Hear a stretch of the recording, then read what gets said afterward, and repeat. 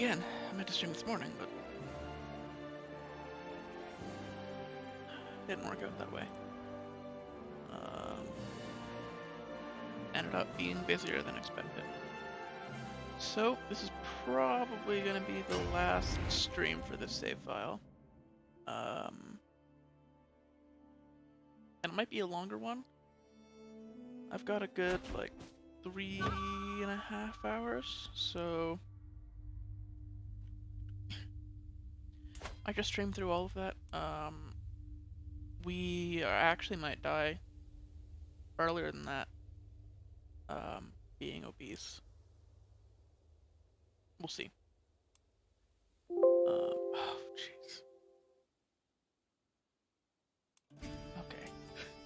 I need to get those Windows warnings fixed. Still haven't done it. So yep, the plan is to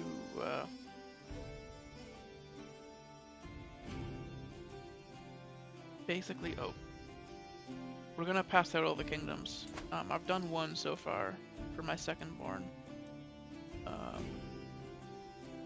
Dyre. So we're basically just gonna try to pass out the kingdoms to everyone.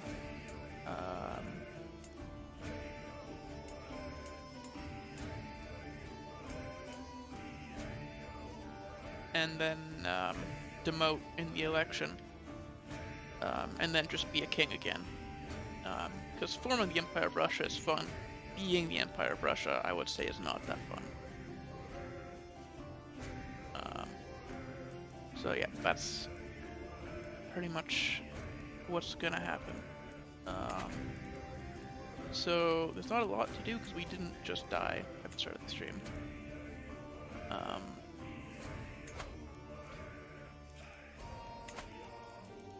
These trials by combat, I don't think it really makes sense for a character to care about those. I believe they are...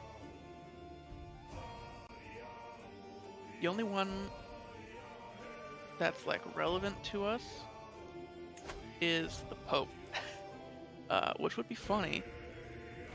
Or sorry, not the Pope, the Holy Order leader. But I think we would lose.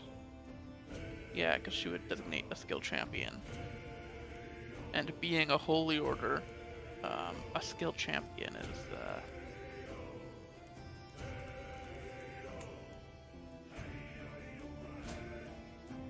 oh, well, this guy's 0, but one of these champions are probably strong.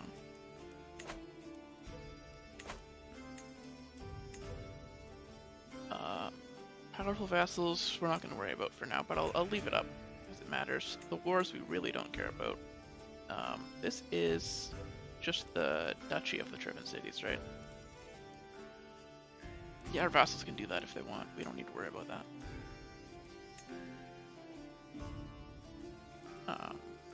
Titles, duchies, also don't care.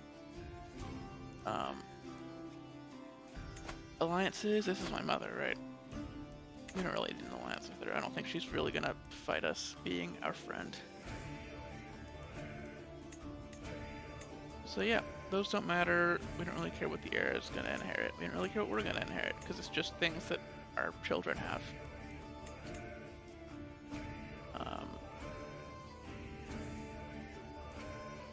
So this guy attempted to murder a family member, so we could try to imprison him, but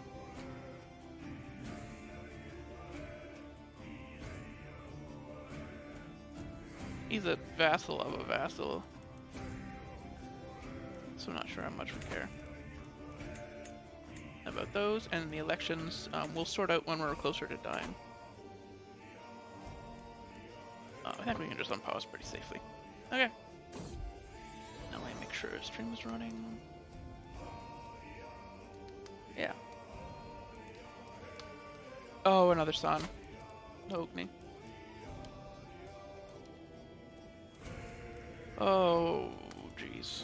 I said we probably weren't going to have any more. Did I say that literally while my wife was pregnant? Is that what happened there? Oh, we're not going to have any more children.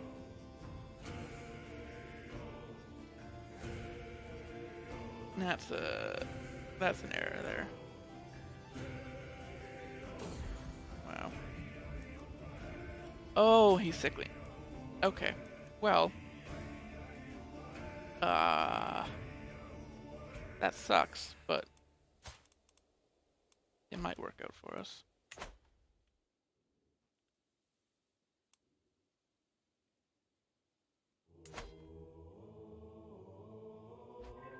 We're gonna die pretty young.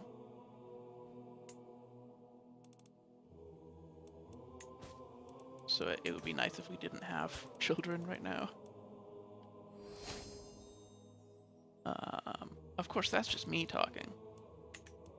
Halfdan here would very much like his son to not die.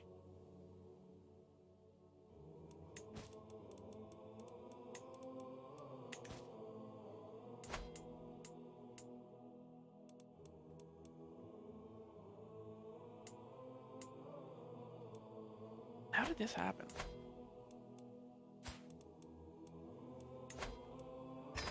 What?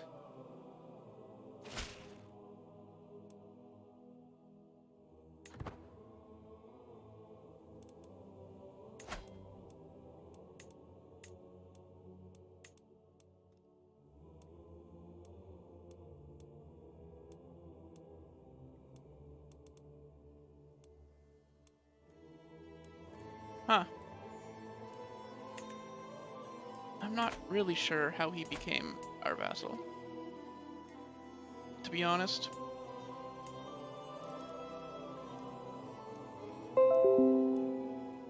Being the wrong faith.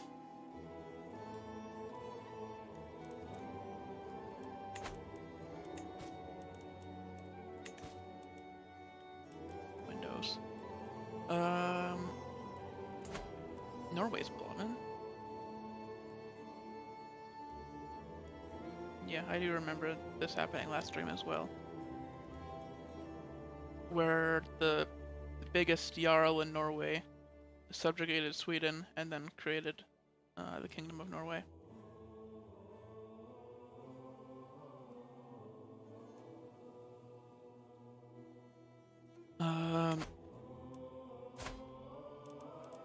So yeah, we want land for our 3 sons. Hopefully 3 sons. So that when they have kingdoms,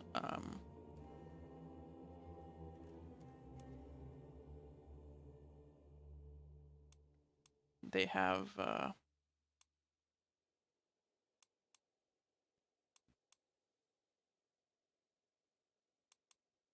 we're going for absolute control, right? When they have kingdoms, they have a better chance of, keeping those kingdoms. Like, this one is doing pretty well, though he does have powerful vassals, right? Not that powerful. He's actually doing alright.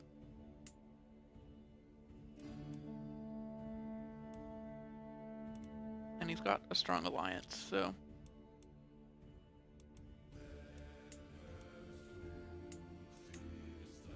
he might survive. So what we're gonna do then is look for secrets in the kingdom. We're honest, so we want to know the truth. So we're just gonna expose the truth of our vassals, and if they are committing crimes, then we just take their land away from them and give them to our sons. I guess we go on a pilgrimage in the meantime. More faith just means people are gonna like us more. Holmgard is literally in our territory, and it's a long pilgrimage.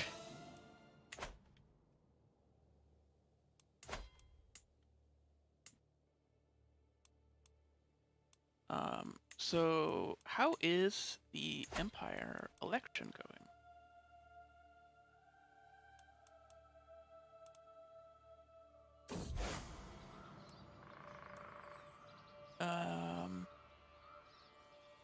So in the Norse elections, it's just family members and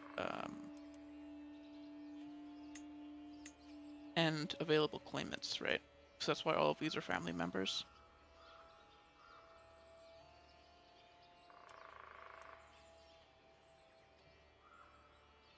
So we want somebody who's not a dynasty member to inherit so that we can demote to king level.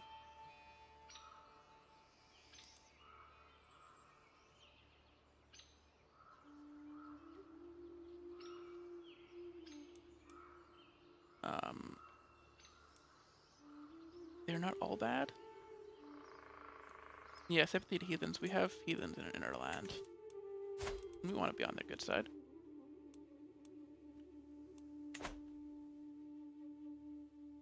We're not like zealous or anything.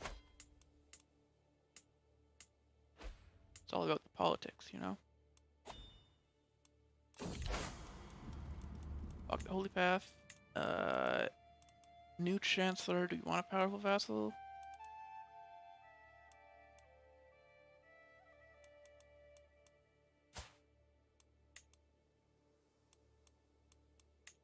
Okay.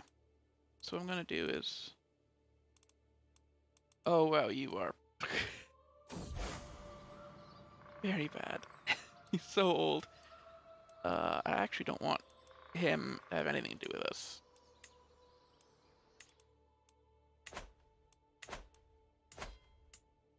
Let's just go around and check our vassals to make sure there aren't any people who we can revoke land from immediately.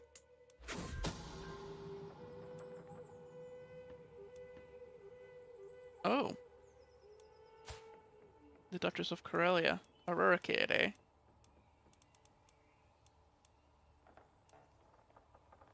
That's useful to know. So we can expose that and give one of our sons Finland. Always host feasts. We're gluttonous. We gotta hit that button when we can. Let's go. And right, the religion gives us faith for piety. I haven't really used this ritual hospitality one. But... Oh, I let my murder secret go. Okay. Yeah, we killed our uncle, I believe.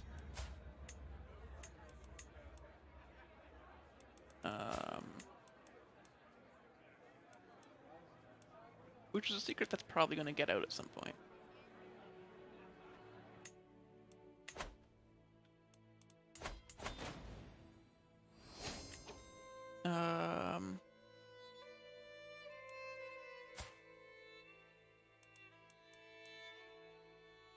You are over there. You want to blackmail me.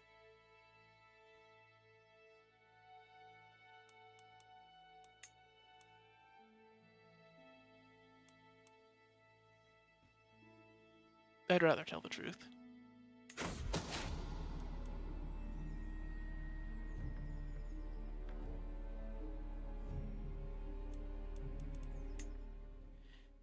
Yep. So now this guy doesn't like us much. And he's also our spy master, so I'm actually going to take him off of that position. Until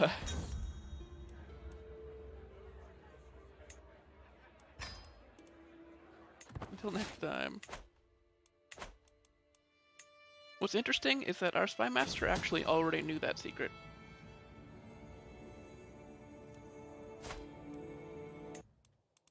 Well, we were planning on doing this already, so... Oh my god. Under siege?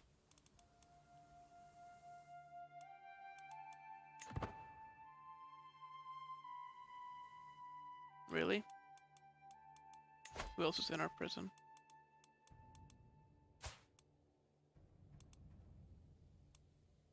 Just her lover, okay.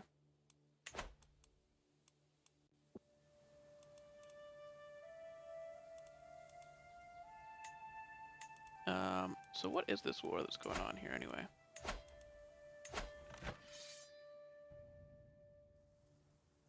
They're just helping an ally. I can't revoke her titles because she's under siege. This is pretty dumb.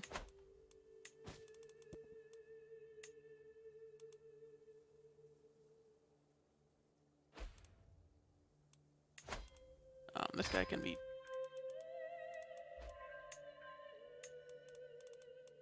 We don't want to let you out, though. Yeah. We want to revoke that title. You know, it's not that big of a deal, that title, to be honest. Because she only has one county, and if inheritance happens, it's going to get spread around anyway. Like, they're going to get one county from inheritance by default. Duke Gavril has been actively supporting Jarl Rögnvaldr in the faction to install Jarl Rögnvaldr on the throne. However, I have a plan to change that. Trust me, the things I could tell Duke Gavril would make him disavow Rögnvaldr in an instant.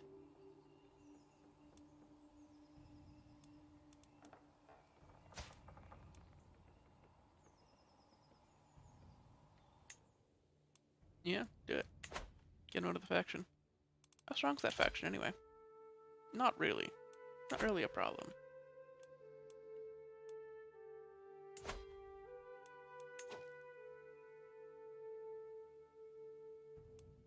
Tarov is part of our kingdom. Yeah, that's why we don't want to revoke that.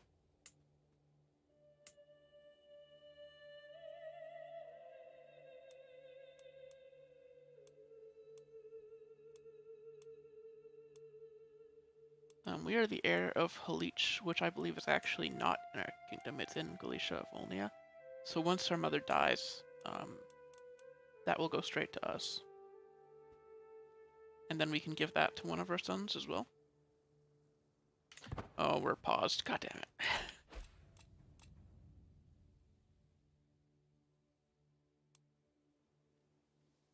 Speed this up a little bit. We want to get through this generation.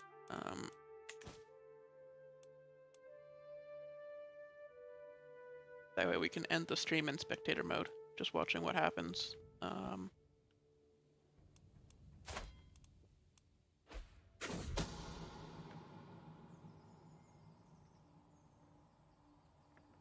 We're performing as duties as spy master. Duke Velimir has taken a lever.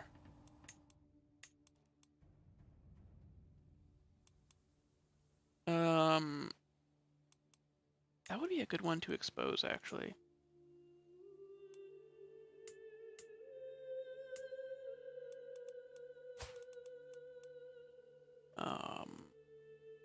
So this son, yeah, he has 5 stewardship already, so he would have enough.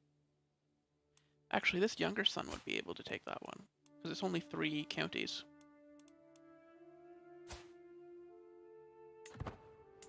So sure, we'll do that one. Oh, we're having another goddamn kid. Okay, it's fine.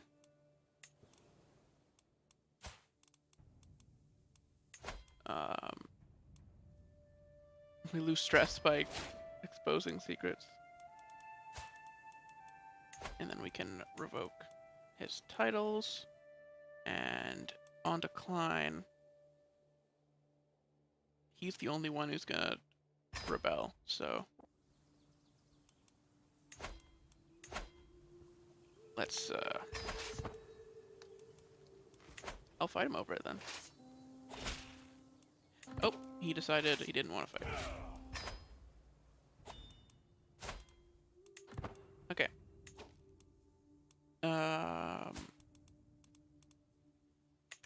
So we can give this one to the 9-year-old. So first of all, let's get him an alliance.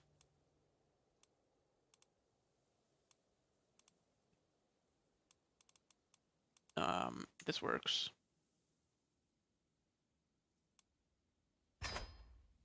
Send proposal, and then grant titles.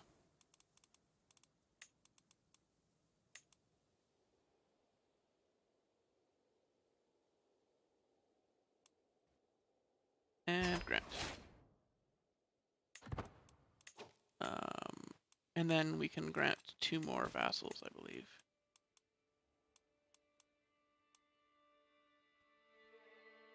Can't we? Because Novosil is part of this as well.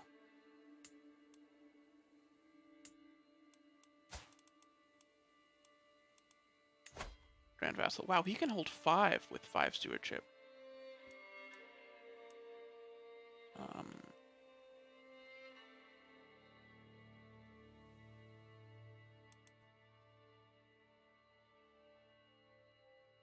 So this guy won't be my spy master anymore, which kind of sucks, but...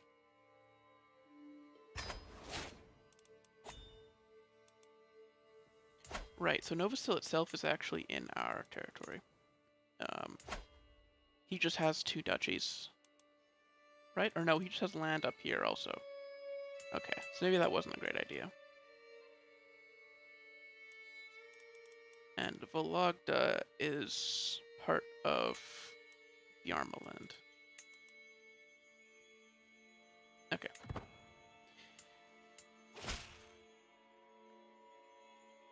There we go. That doesn't give us a new alliance, because we're already allied. But we don't want more alliances, really. That'll just make it tougher to get...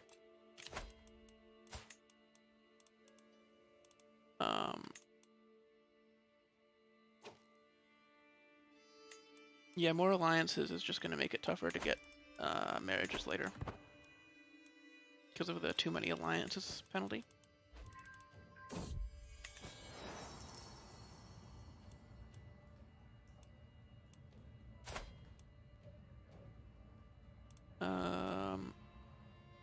This vassal wants to reduce his taxes.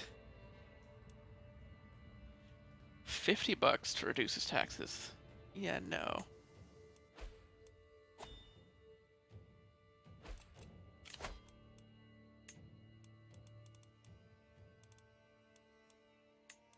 We can give him the stewardship position though, so he doesn't hate us as much.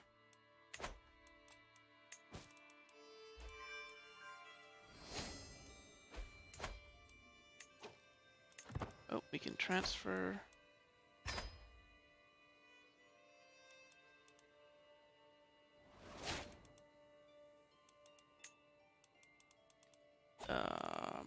No more transfers, okay.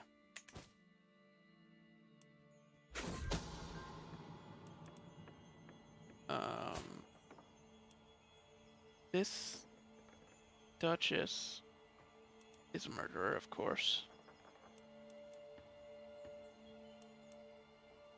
Oh, she killed her husband. Wow. I don't believe that's like a crime that we could get anything out of, but we would just make her angry. People inviting us to feasts, we gotta go. Always gotta go. We're still feeling fine.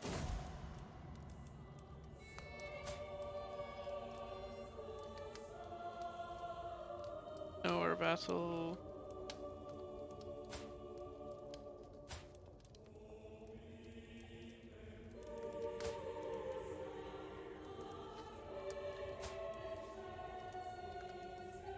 Right.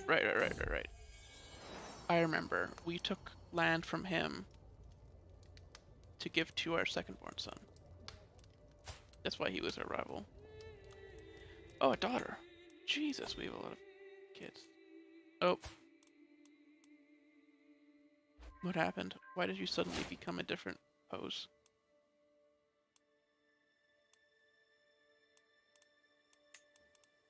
My cousin's my new heir. Alright.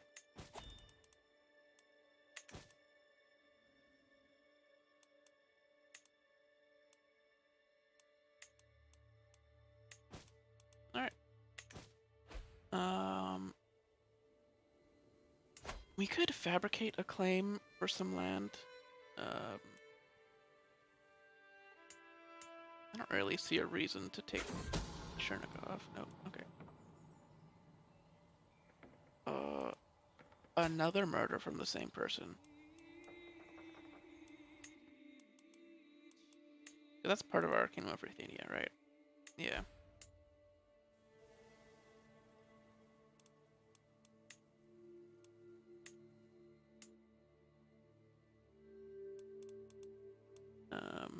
Right. So this land we're gonna give to the youngest son, probably.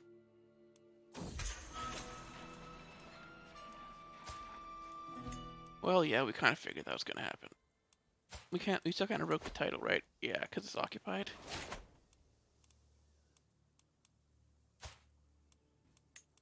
Another son is Russian. Oh, look at that! He didn't die. He might still die, though, because it hasn't updated yet. This has happened to me before, where you get that event and then he dies, because it doesn't update the health.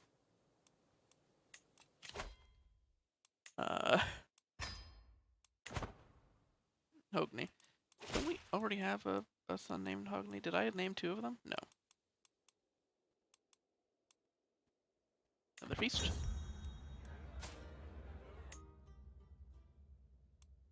It's a very minor feast we're going to there. Sure, let's have a conversation. And he dies. Yep. That's what happens.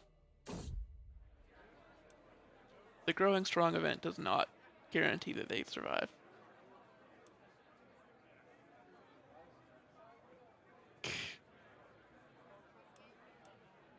Nice. The other guests are laughing and chattering in the noisy hall, making it hard to focus on the gruel in front of me. I draw lines and engagements in the greasy sludge as I think of ways to counter various battle plans. If the cavalry was to charge down this flank, you gain cavalry insight.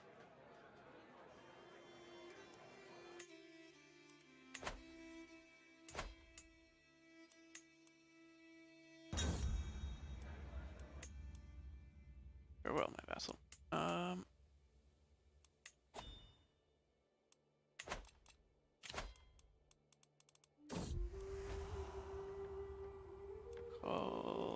hunt. We can do that. Oh.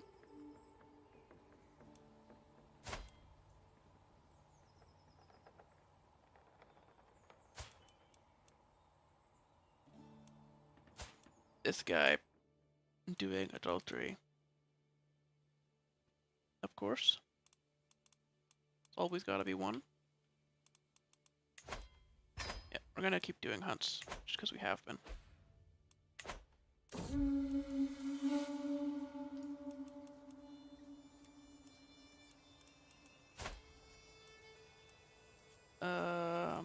I can send it to the Pope.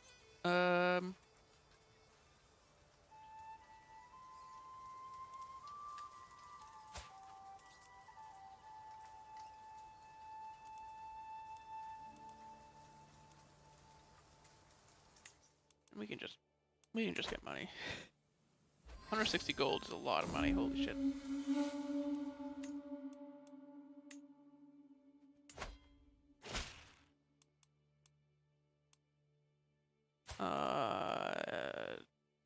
Nope. My cousin, who I've never thought of in my entire life. Probably not really. Gonna make sense there. Oh, my steward, of course. He's got another crime, but we really have no reason to take his land from him.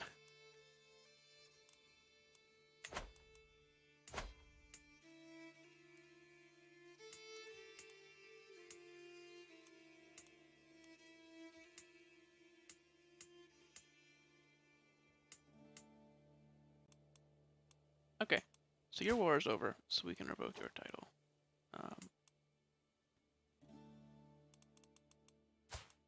So the current situation is there's one son who still needs land, only, right? Yeah. And for kingdoms, we have 1, 2, 3, 4.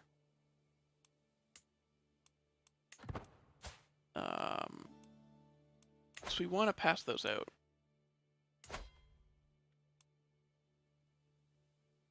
To dynasty members.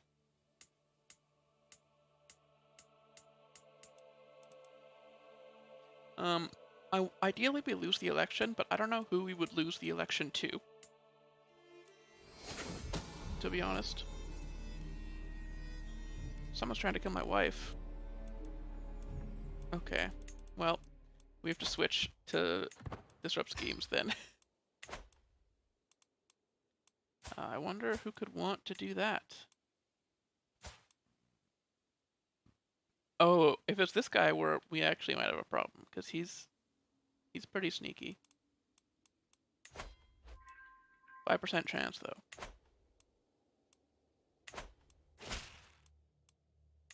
Keep going to peace.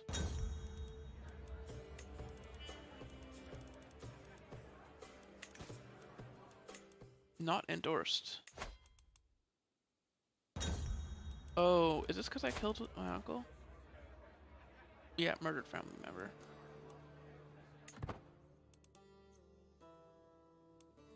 Well, we can sway. To get that fixed. Being raided? What?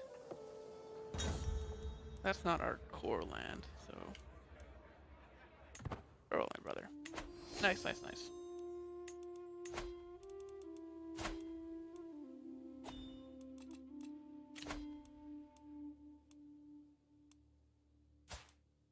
There we go. Flagellant, wow. Must be stressful being king of the White Roos.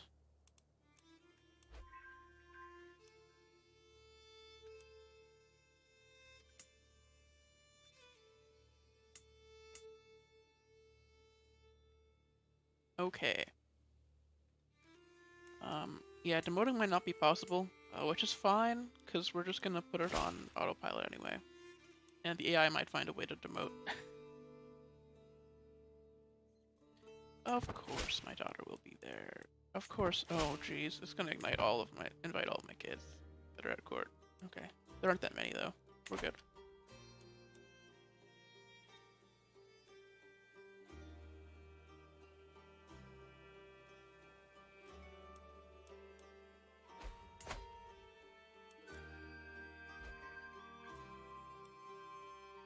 What? Who are you defending?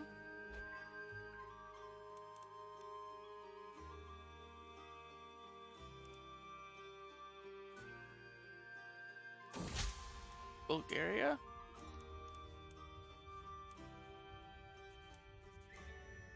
Man, truly heartfelt. Neighbor here. Trying to be on our good side. I'm surprised he's alive still. What's the true Khazars who've been here for forever? I thought my vassals would be strong enough to take them out.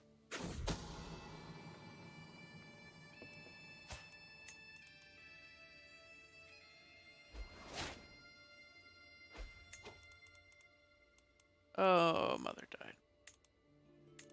Okay. Turov died also. Inherited a war.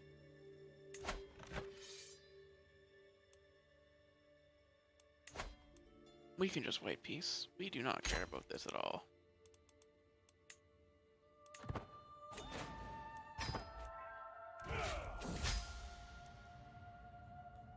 Emphasize the shared interests, sir. Yep. Trying to get our priest and aunt on our good side. Despite the fact that we killed her brother.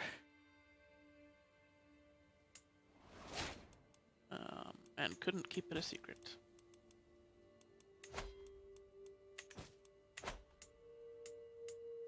Okay.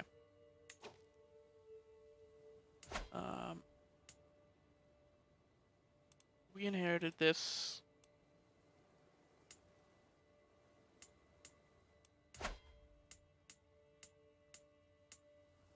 We want to grant it. Wait. Okay, maybe not this one. Maybe we can demote if we put one of my half-brothers in charge.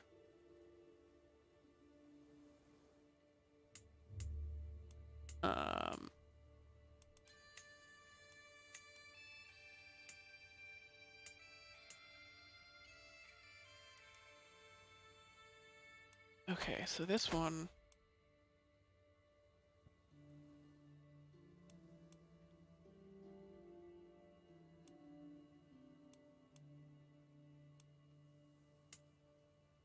Sure. He's the strongest of my half-siblings. He's not of our dynasty. Okay. So we're gonna try to demote by putting this guy on the throne.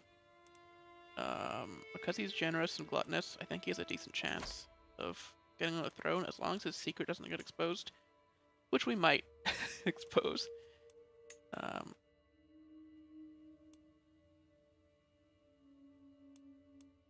Yeah. Let's have him be that kingdom.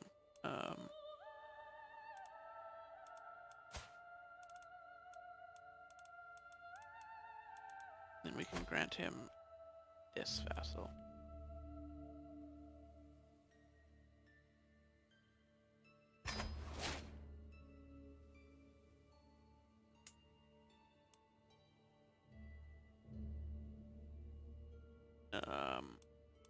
For the sake of borders, we could give him this one too, but I don't really see a reason to do that. Did we make the Kingdom of Moldavia? No. Right. We can't usurp it, because the owner still exists and is hostile to us. Yeah.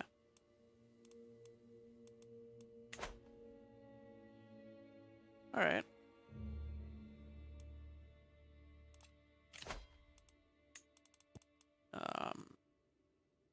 New steward, our old marshal can have it, because we have better marshals, I thought.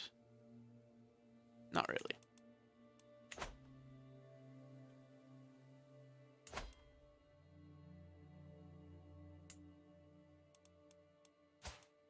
Okay, his wife is 44. I'm gonna take a gamble and say that we're not gonna have any more kids. Because our health is poor and we don't have that much time. So we're gonna start passing out the kingdoms that we have left.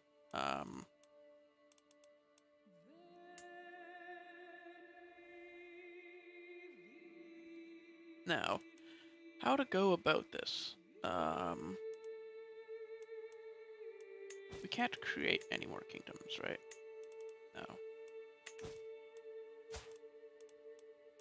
No. So we have 3 that we don't want to keep.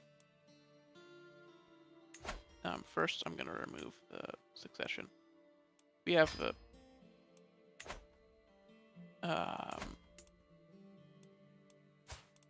we want that to inherit normally.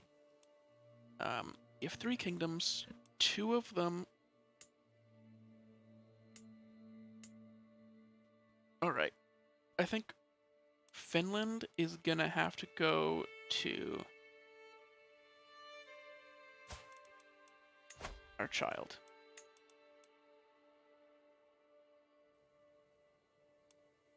I really don't understand how the game still has this thing where I can't imprison her legally, because I already did, but she just escaped prison. Like, she broke out of her liege's prison, and then I can't legally put her back in prison for breaking out? It doesn't make any sense. So we're gonna revoke that. It's probably gonna start a war, so I'm gonna raise some troops.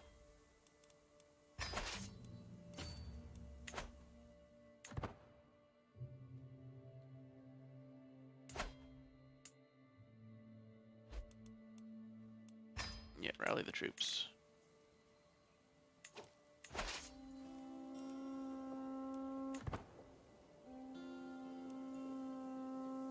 Just wait until we have the men-at-arms. Which is probably going to take a little bit, isn't it? There it goes. Comfort of a friend. Right, this is random mare. Very friendly.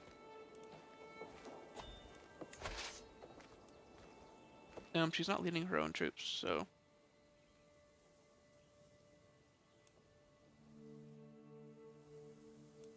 we might be able to win this quickly just by, sieging this down right away.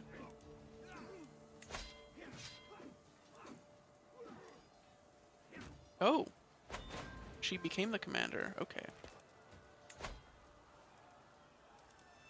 I didn't know that could happen. I didn't know the ruler could become the commander. Because she's not one of her own knights, right? It's weird.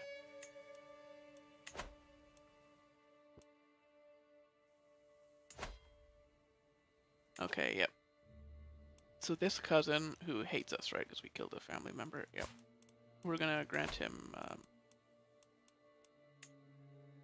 this kingdom that we don't really want. And we can transfer.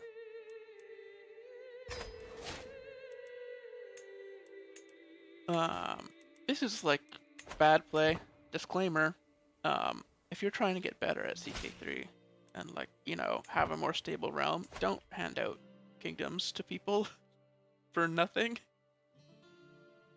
Pro tip there. I just think it's more interesting to have kings below me.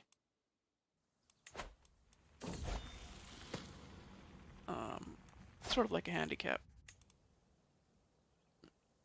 Right, we're matrimonially betrothed to the King of Pomerania. Ignore that. That's not gonna cause a problem. They're gonna do great. And for Biarmia,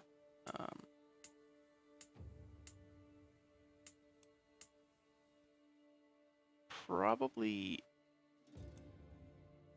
Chudia makes the most sense to get it. Just because they're the strongest. But I also hate them.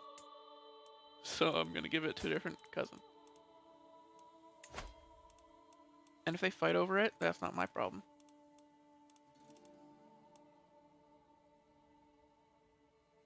Double check to make sure wife isn't pregnant. Nope, we're good.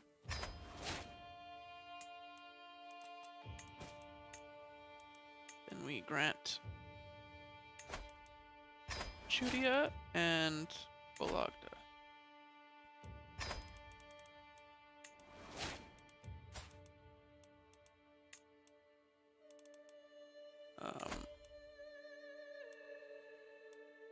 Ransom this guy. Right, we're doing a civil war. I should pay attention to that. I guess we inherited a mercenary contract when our mother died there. Which is not something I expected to happen.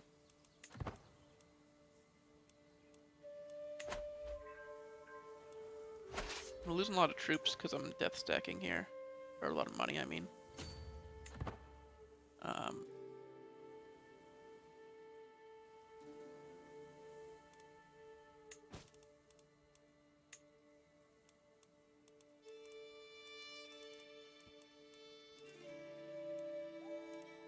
There's really no downside to call allies to combat to the war. I think we can win without it, so I'm not really worried.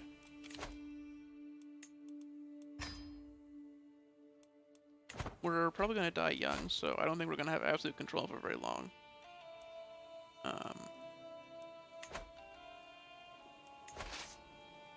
Let's set up the election, because we could die pretty suddenly. So...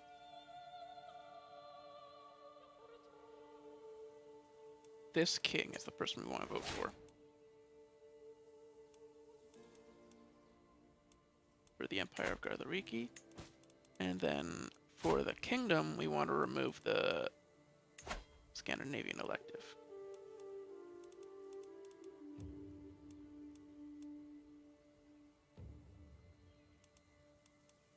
I think, right? It would be interesting to keep it.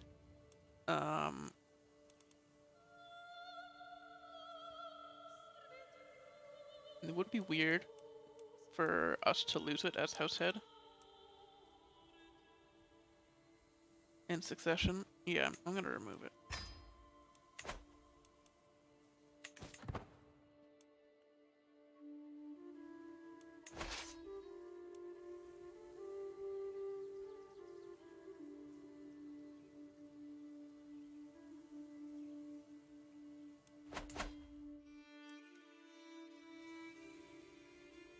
Okay. Now that's commanded by ruler, so we're gonna split off the sieging army and send everybody else up here.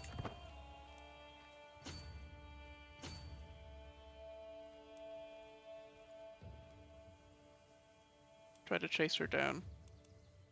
to win this faster. So right now, succession is... Oh, wow. Okay, because our brothers don't have... Or our sons don't have children.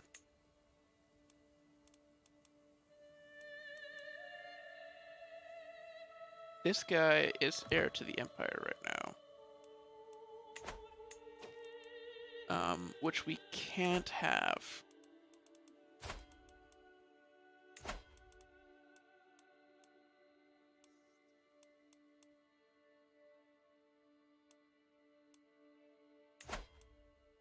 So why?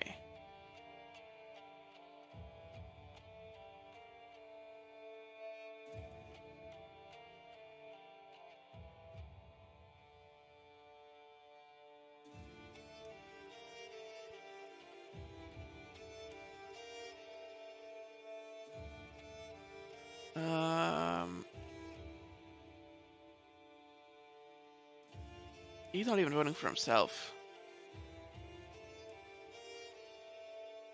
He doesn't have a strong claim.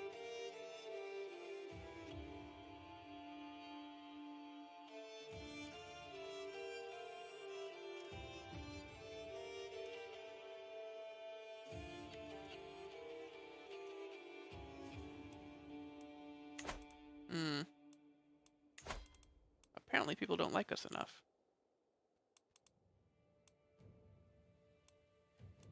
So what does it look like after...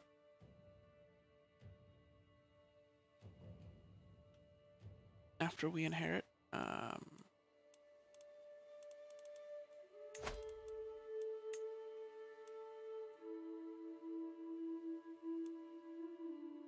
Yeah, so this isn't the worst. It would just mean that, like, officially, this would be our heir.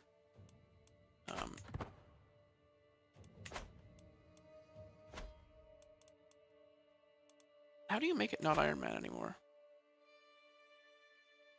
Is that actually not a thing you can do?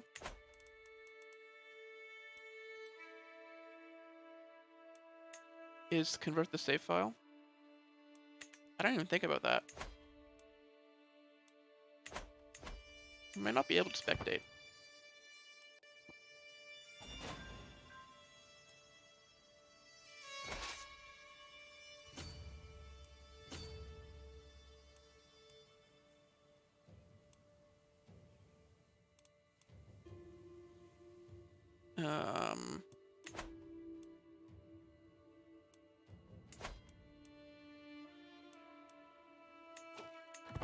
Yeah, because we're a murderer and kinslayer and everything, we don't have that much sway over people in the election.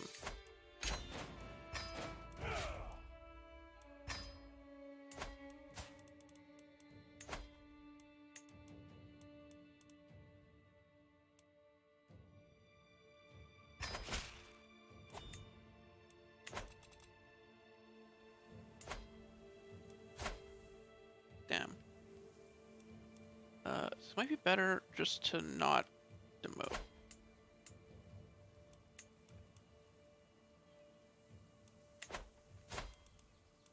We want to give Corellia to this son. Well, let's find a spouse for him first, but it's just gonna be for alliance power. Oh, really? No, you have mercenaries, yeah.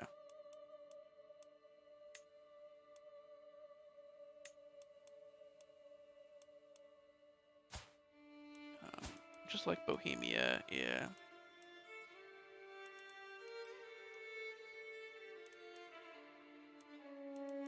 Bohemia and Poland.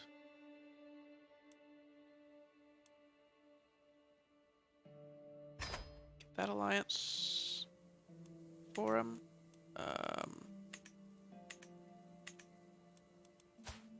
And then grant him Finland.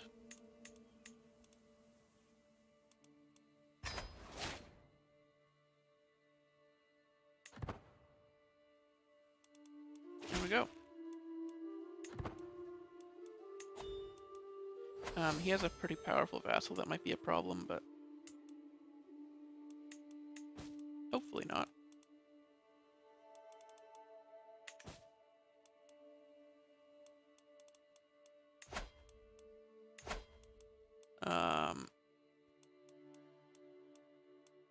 Yeah, so we're not even really close to winning this.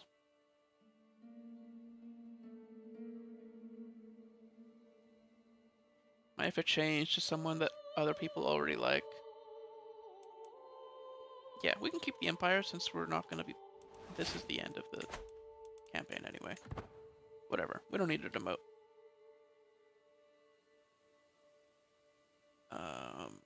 Yeah, we're probably going to end the campaign today. And then... this is going to be the last generation. And then... I'm probably going to do a brief adventuring campaign. Not like the one that we did before, that I'd never finished. Where we adventured over and over and over again, just like back and forth between Slavia and Scandinavia. More of a like start in Norway and just like take Miklagarthriki down here.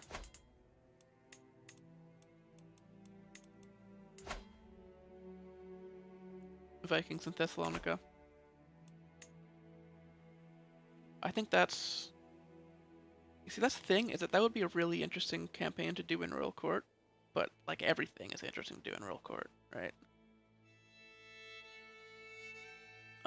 We might come back to it eventually, but with Royal Court, I want to start in Iberia. Probably Duke of Aragon type deal. Try to work up to get a court, first of all. And then try to reconquista. Without being like horrible to the people who live here, you know? Do the new culture stuff.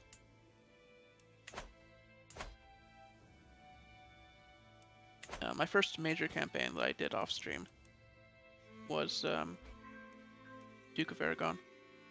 And that was real fun. Mostly messing with game mechanics and stuff.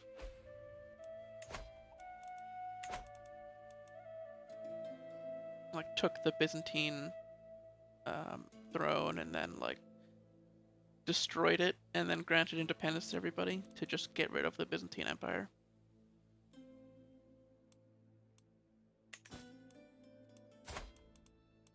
Was interesting.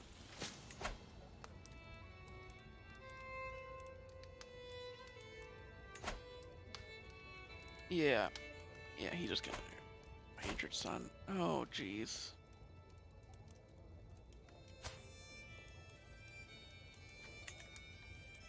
Nothing that can be done.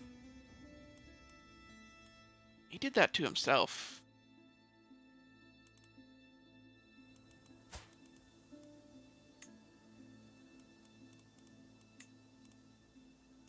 Well, whatever. His daughter will still inherit. And she'll probably marry matrilineally, or marry into the dynasty, since that's what female characters try to do. And having a kingdom of her own. Probably won't be a problem. I have converted Iron Man save files to non-Iron Man save files before, but it was by accident, and I'm pretty sure using a glitch. So I might have to look up how to do it. If we're gonna end the stream by like spectating what happens to the world after the campaign's over. But basically what the goal is just to put our dynasty in charge of like a vast amount of this empire and then just see where it goes. I don't think empires are super interesting to micromanage like all the time. That's why I like to demote.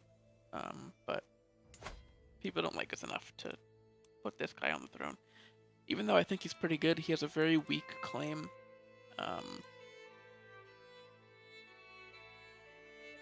Scandinavian elective is not one of the better elections for demotion.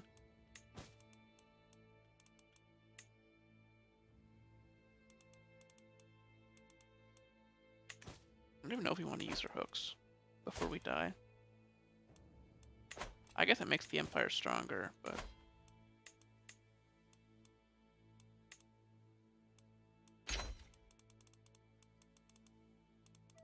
I like Ascension War Declaration. I don't know if that's obvious, but I pick it every single time.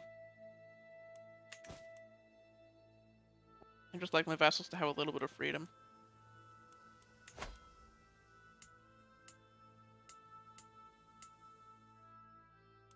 With what wars they can declare. So they can like fix border gore and sometimes cause it, but you know, can't win them all.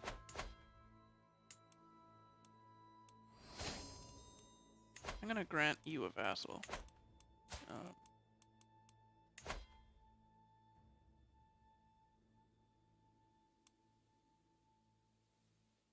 To clean up these borders a little bit.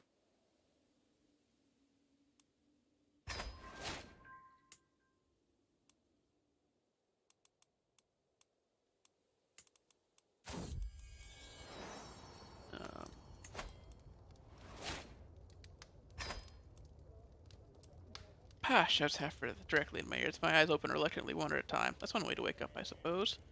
Oh, Pa. It's Pa. Okay. The small child next to my bed is positively vibrating with excitement, clutching bins and an expensive wooden platter. It's snowing outside and I want to go sledding. Will you take me? Sure. Let's go. We're, like, dying. But... let's go sledding.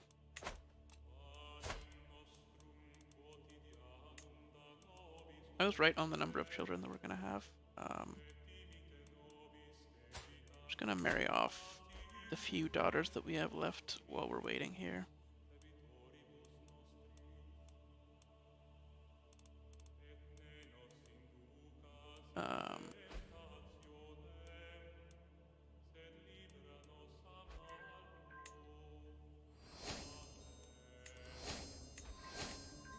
Let's try matrilineal.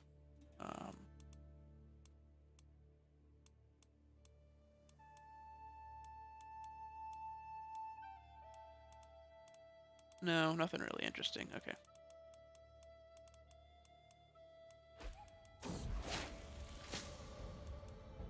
Okay, good thing we swayed our court physician and court priest. Gonna do the bare minimum. A little brighter. Okay, we might not die.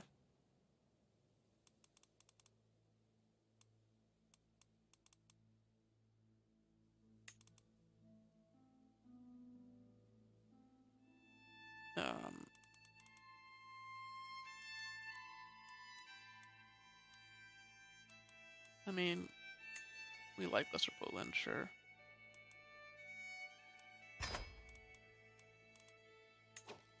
Pause before that goes through so we can get the other one off.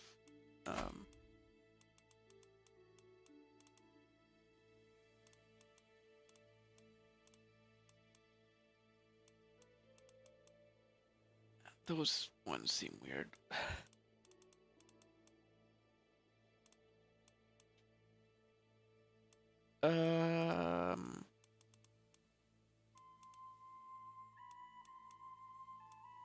This is a vassal of a vassal, yeah.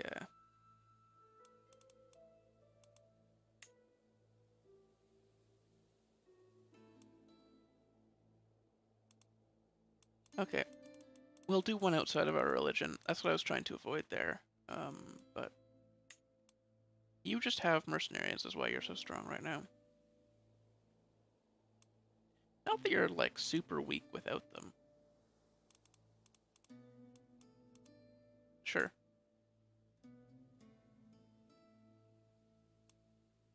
That's not an awful marriage.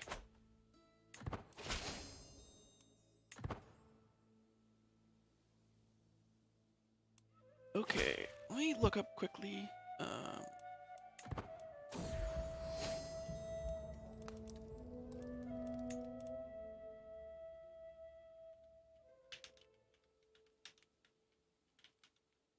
because I've done this by accident.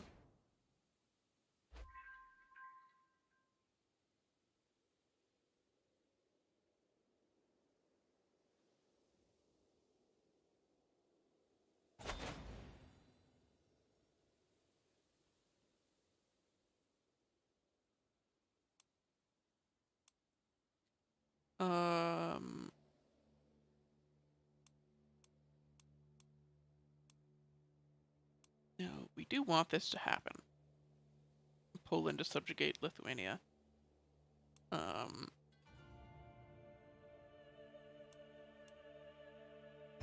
So I guess we'll just join it.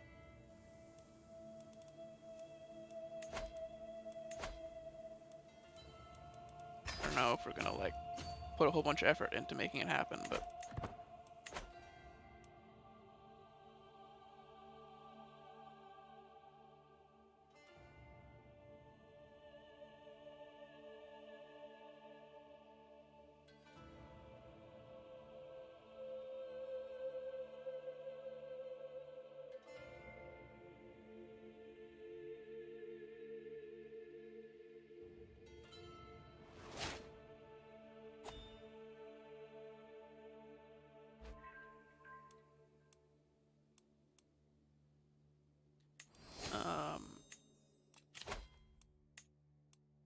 if we get absolute control, we're not gonna have it for very long. And as culture head, now we can focus on battlements to try to upgrade our castles.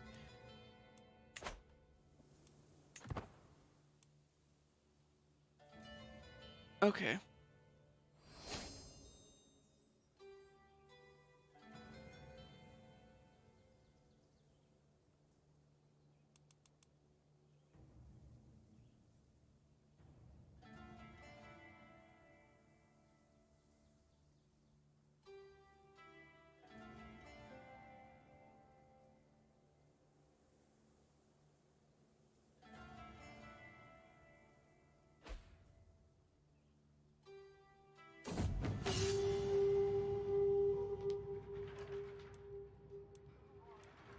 I might have to open the save file.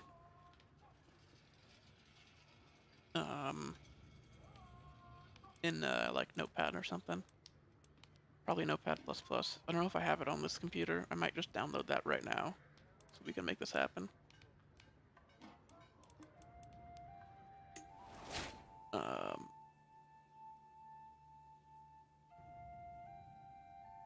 Check actually if I have it. I don't.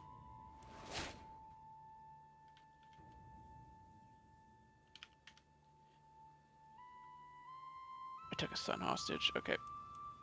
Now let's just fight him then.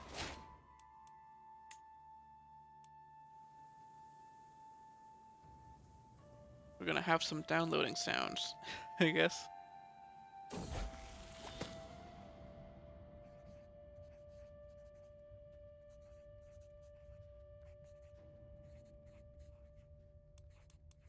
Grow fast. Just inspect this before I... Okay, yeah. This is NP++.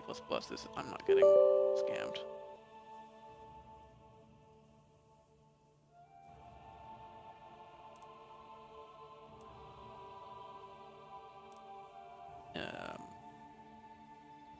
Wait, back. Put this on the storage drive.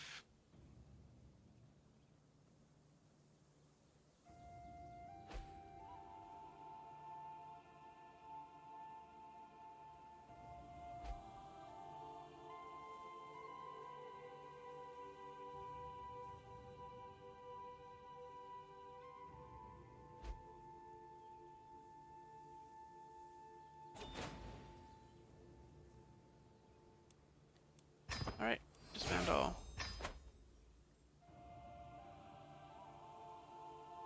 Don't run it. Finish. Alright.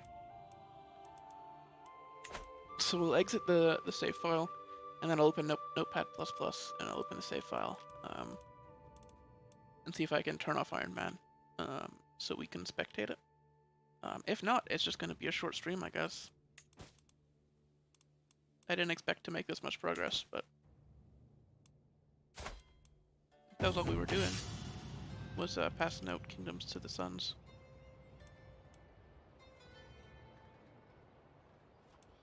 Time to rest.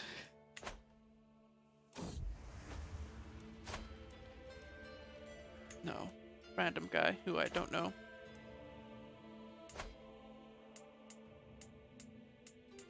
I don't really think it's in the established character of Emperor Halfdan II, Cognizant of Gardariki.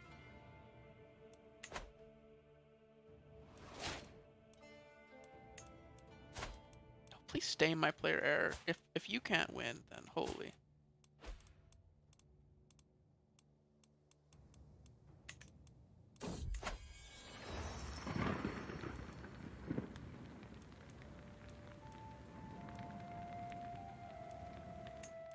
Doing useful things with this time.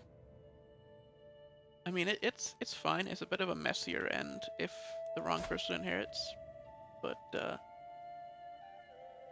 they're still like part of the dynasty, and they still have a decent chunk of land no matter who inherits of the people who they're picking in the election.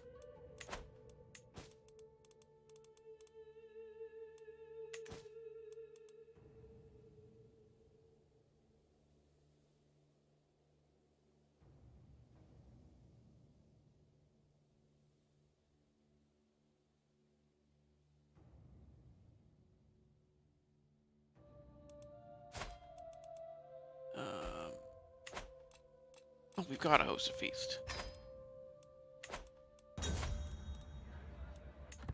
Man, if we die without getting the final Reveler trait, I don't remember what it's called. If we die without that, that'd be so weird.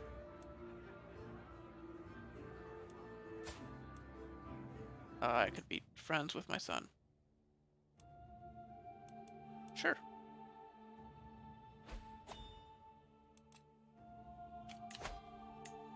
Oh, my heir's wife died of what?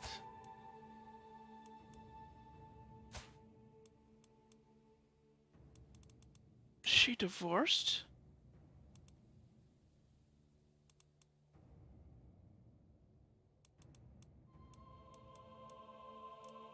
Wow. And he's rejected from the marriage bed. That is unfortunate.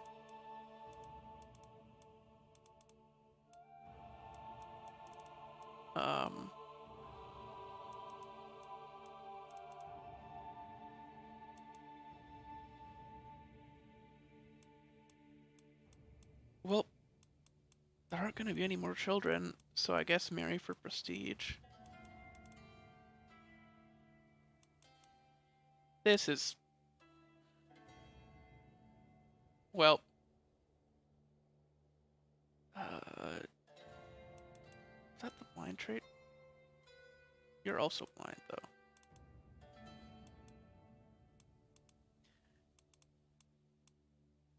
I mean, politically...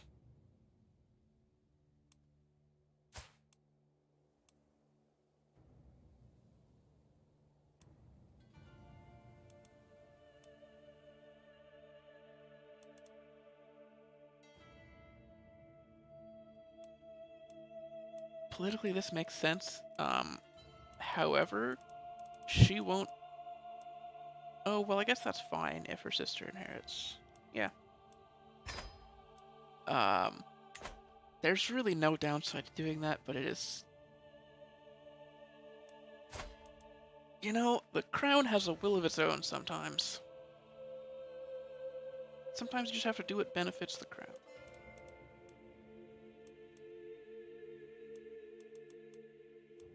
And if my son is gonna... Oh, did she marry, like, while I was thinking about that? Is that what happened there? I think she did. Yeah, okay. Well, this is still, like, the best option, unfortunately.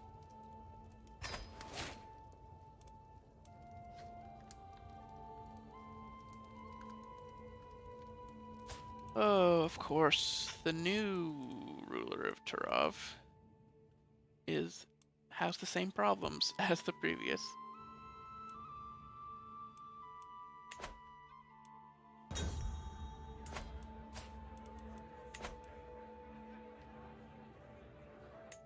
Till next time.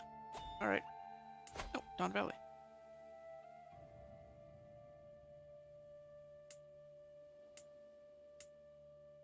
Oh, okay.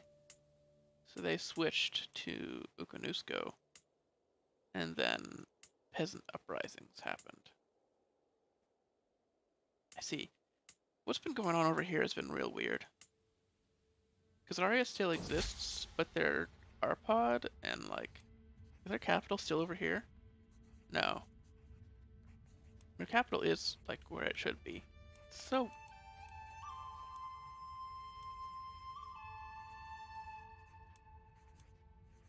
It's such a weird turn of events.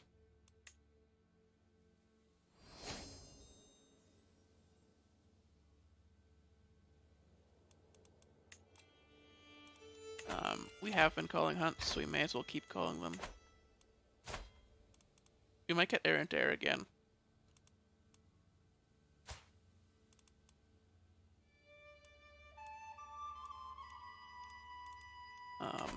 Which might be funny, but... Rampaging boar. We can totally fight this thing. Oh, we're wounded. Okay, that might kill us, though, because we're not healthy. I didn't think about that. Might die.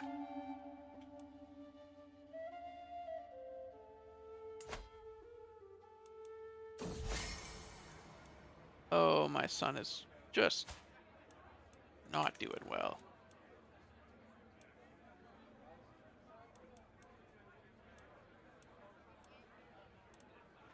All I'm saying, Emperor Halfdan, is that skis are fun even without hunting.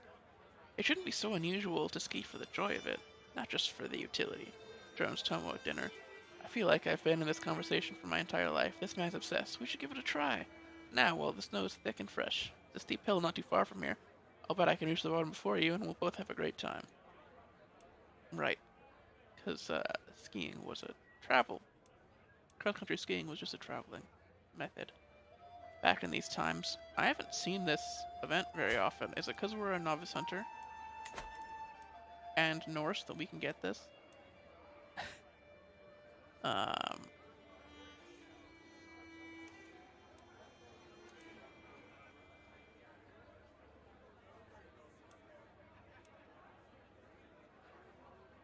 How unusual.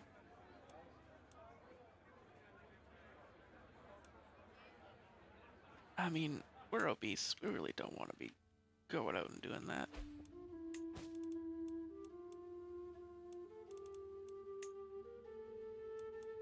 Oh my god, we got another kingdom.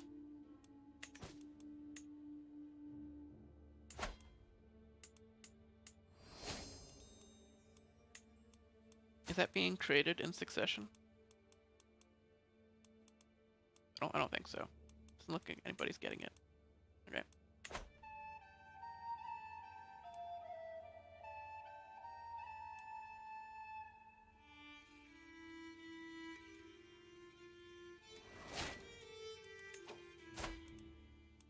Oh, the fact this is happening when we're so close to death is really unfortunate.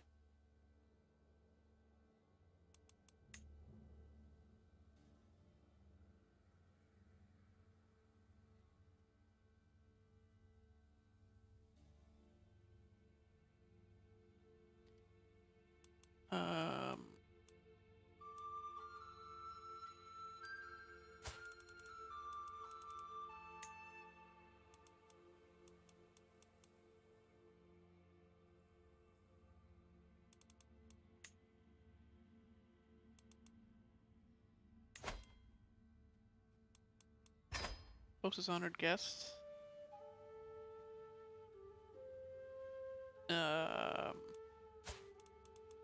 We can send gifts out.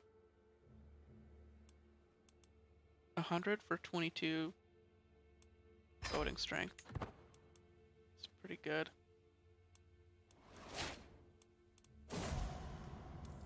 Yep, son died.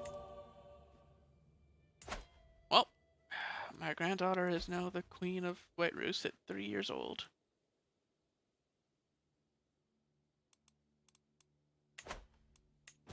We knew it was gonna come eventually.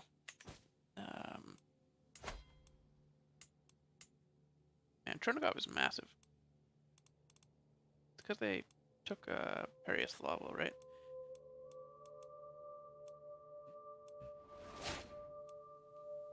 Really? Man, my son cannot get a break.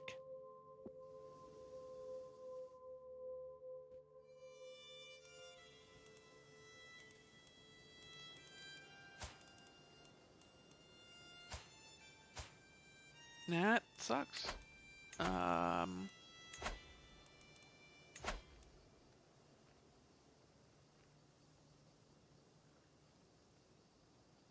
Who? We can force this vote.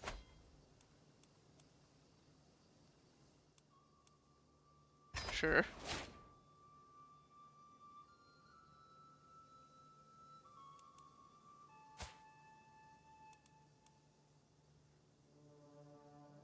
We can try to, like, imprison people and get,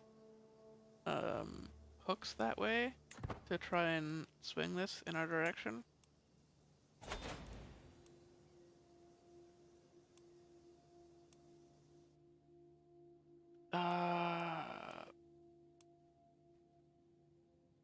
Being called to war. Oh, he converted to Catholicism. Yeah, that's what happens. Is your vassals don't like you. Hey.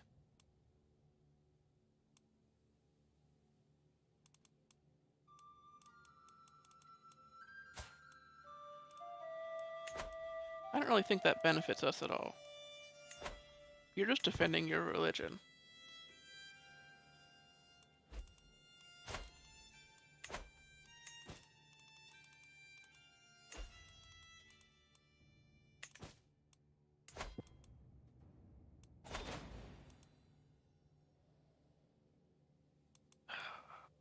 No. Oh, we lost level of fame. Oh no. Nope, Sweden and Norway split. The Munso dynasty got back in charge. Yep, because the separate elections, that's gonna happen sometimes. Unless they can get an empire title together, that's gonna keep happening.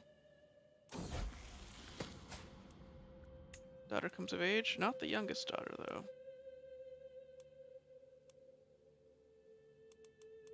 The youngest is still 7.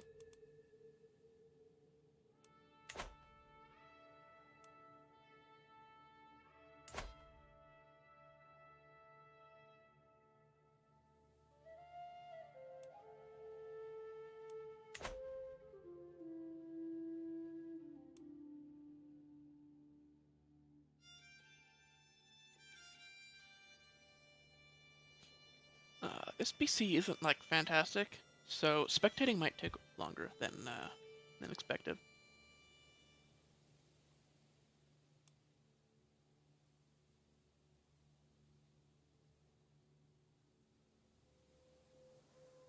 I'm honestly surprised that at 50, I didn't even hire a court physician.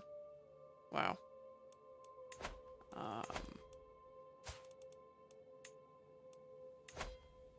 You know what? Dying right now wouldn't be that problematic. But I feel like I should, like, at least pretend to care about what happens to my character here.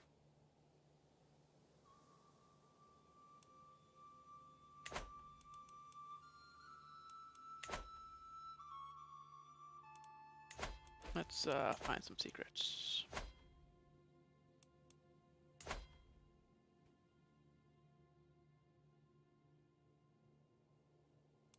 Okay.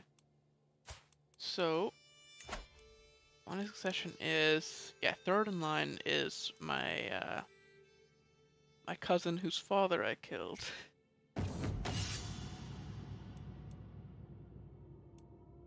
Apprehend them. We're a martial character. Deserters? No siree. Oh jeez, execute them all.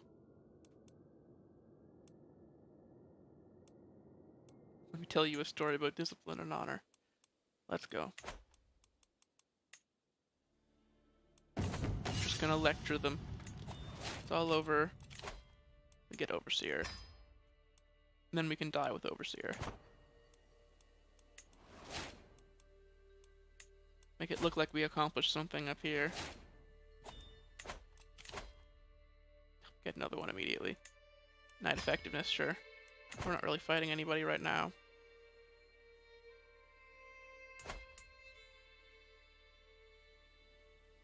Alright.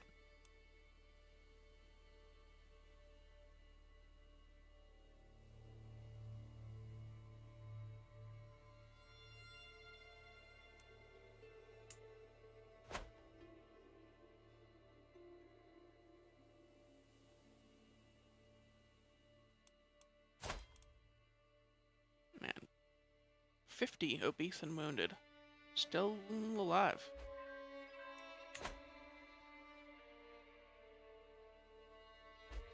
We could do some minor conquests in the meantime, but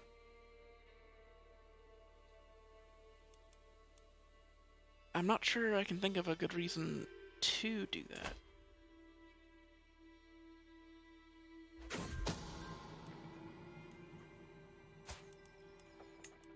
Okay, Vassal has a lover. Blackmail and force her to vote in the election for our candidate.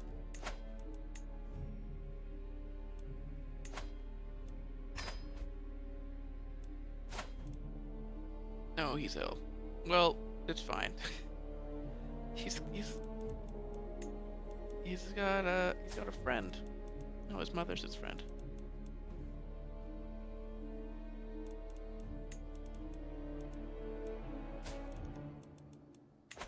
All right.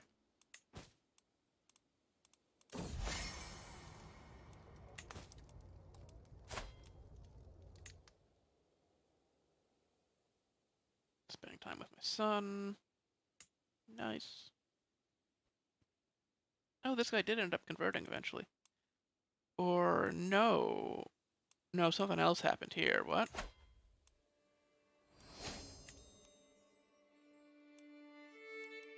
It was revoked. Probably for being the wrong religion. You can just do that, eh?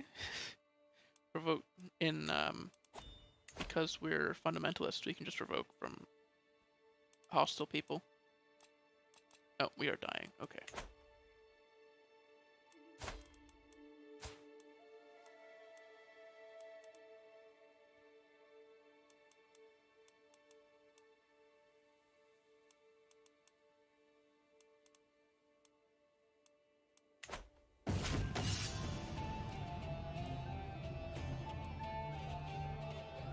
Mercy for mercenaries.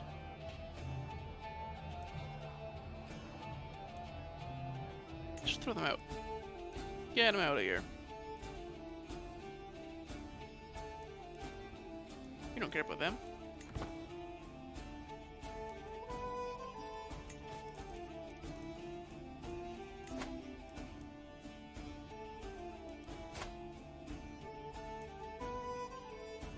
Why?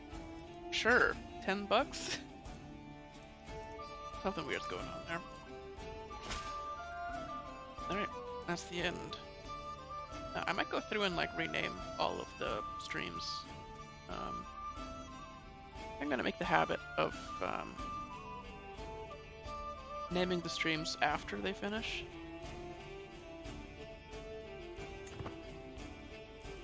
Because it seems like a decent chunk of people actually watch the VODs.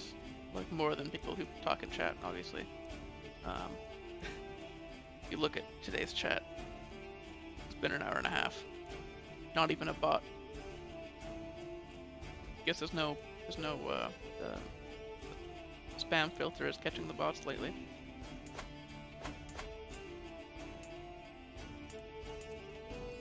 All those reports might have helped discern the pattern.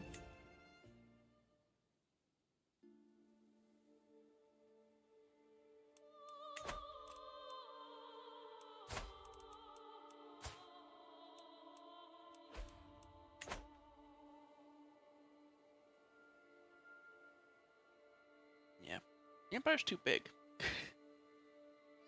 I know I did this. This is 100% my fault.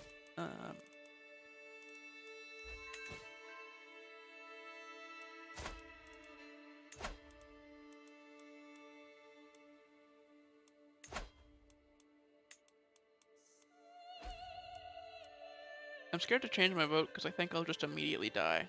But ideally this guy wins.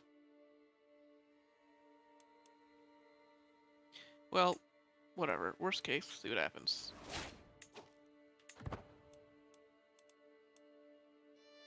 No, okay. He's not gonna win. Yeah, this guy's got way more support.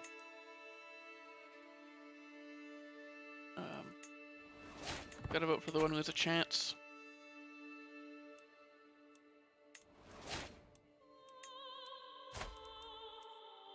Really?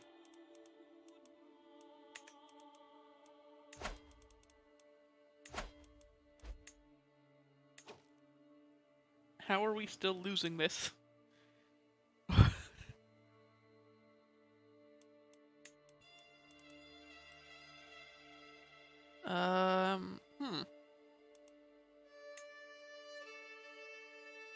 The people really like him, eh?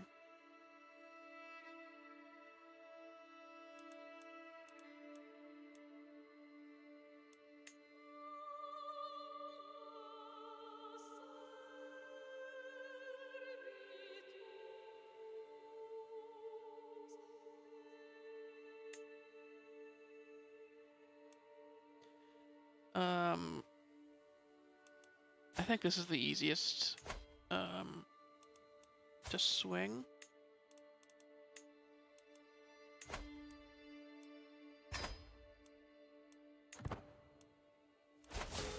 Oh, wow. Okay. Well, it did happen, though, if we didn't want it to. Emperor Halfdan II of Gardariki. His soul has finally been cast to Nawi at 51 years of age. He died from his wounds. A no murderer, he will atone for his unspeakable crimes in the next life. Emperor Roggenwalder ascends to the throne. A wise and learned man. Progress and innovation is expected under his rule. So yep. Ruthenia went to our expected heir, and we inherited from over here. Alright. So, not what we were aiming for, but we expected to lose it at some point eventually. And I kind of want to see how it goes from here with just the AI. So we're going to exit to main menu, and I'm going to open up the save file and see if I can fix it.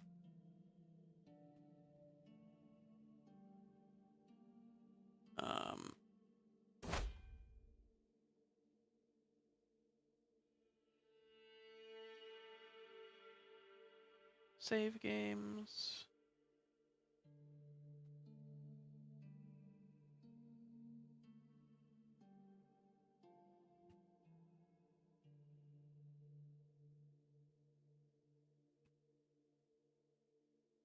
Notepad++. Let me get my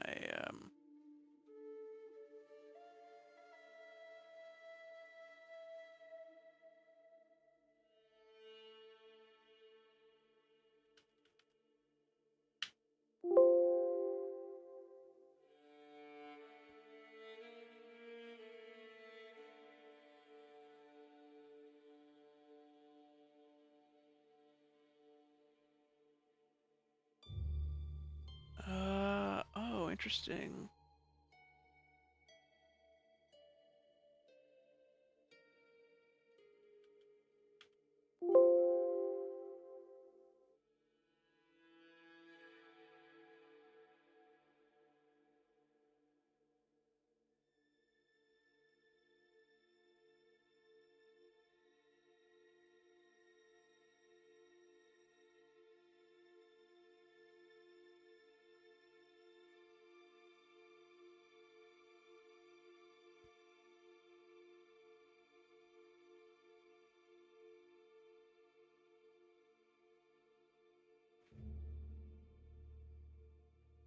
We might be able to just try to get it to glitch out.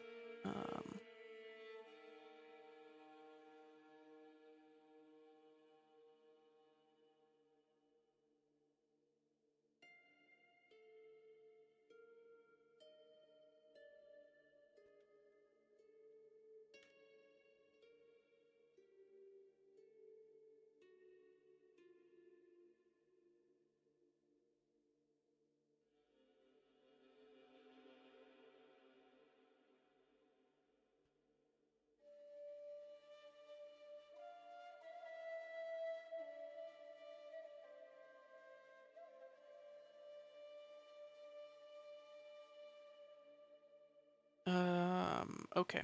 So I have to... I'm gonna quickly launch the game in debug mode. Because I believe the save file is encrypted right now. So... the plan...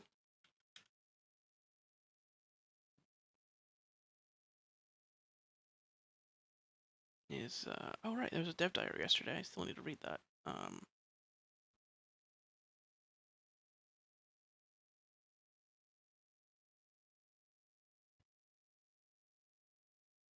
So...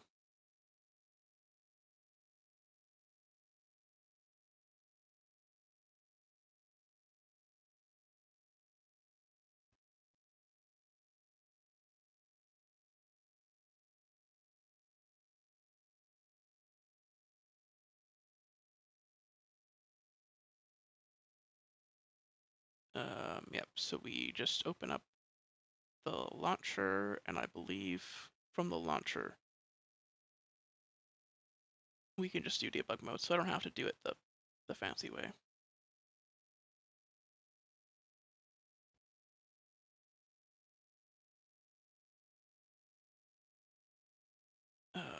Does that show up? No, it doesn't show up on stream. Okay.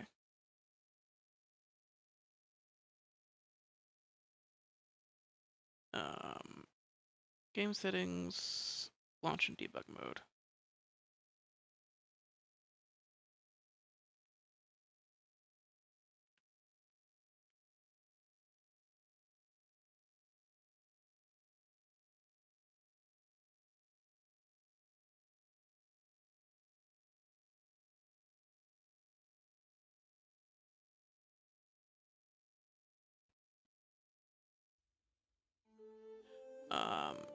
So yep, just have to launch the save file in debug mode and then save it, which should disable Iron Man. And then once Iron Man's disabled, we should be able to, or it doesn't disable Iron Man, it disables achievements. And then once achievements are disabled,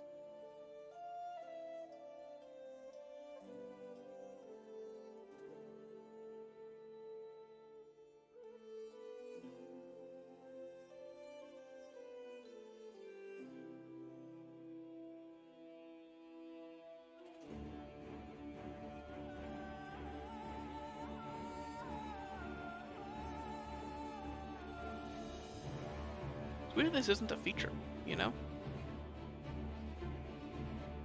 Like, just to play on Iron Man until you get the achievements you want and then switch off of it.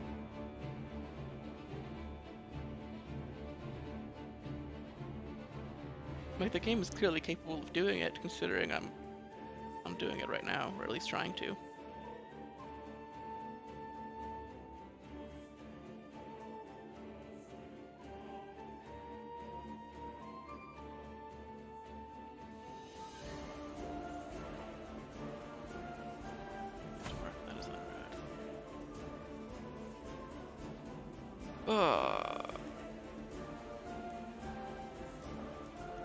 Yep, so just hit continue. And that'll disable achievements. So once we get in, all we have to do is exit to desktop. So that'll save the game.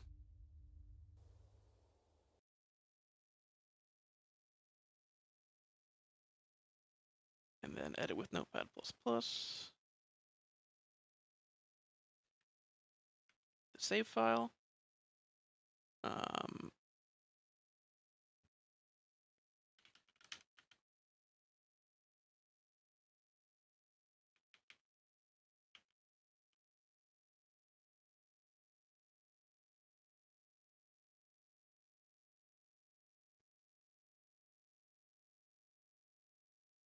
I just have to delete change Iron Man equals yes to Iron Man equals no. Wow, it is really Notepad++ is really lagging out right now. Holy shit. It's a big save. It's a big file.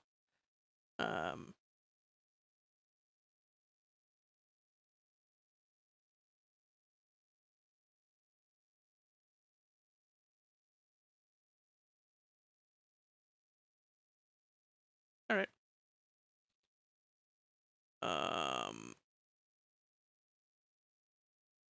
So then what we'll do is save that as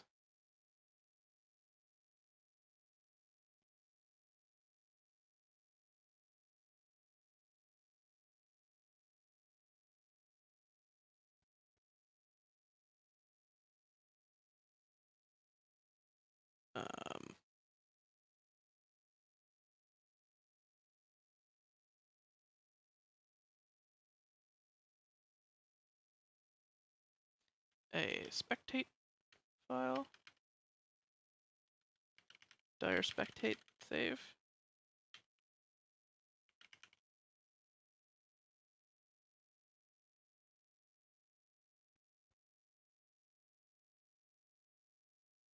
Yeah, call that Dyre spectate.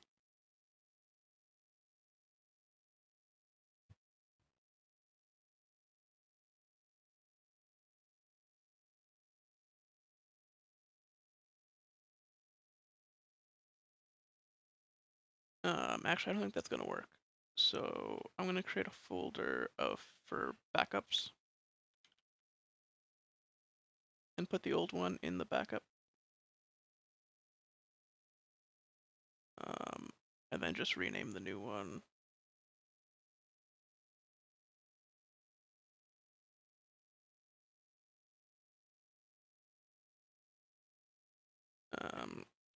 To what the old one was called. I think the name matters,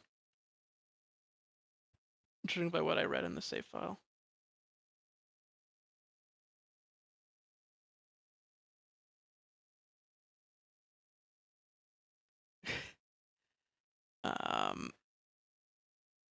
And then we should be able to load that back up. Yeah, thanks for stopping by, Jack.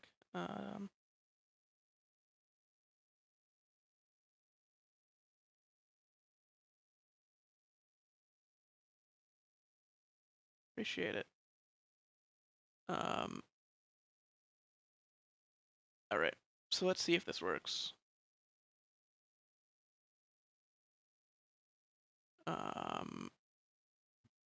I need to keep talking so it doesn't seem like it's just a complete blank stream while this isn't happening. Okay, there we go. Starting back up, we should be able to get the save file in not Iron Man mode. I kept a backup. Yeah, I find it really weird that the tutorial that I learned this from does not tell you to make a backup. Because that seems really important. I don't think it's gonna matter much for me. Since, like, if the save file dies, whatever, we're not gonna play it again anyway, but I do want to see what happens. It would be nice if this worked. I don't know why I bothered even playing Iron Man. Maybe just so I don't accidentally forget to save, because I have done that before. But I don't care about achievements or anything. Really, for this save file. I mean, we could have switched gears and done, like, what's it called? The second choice, Vladimir's second choice.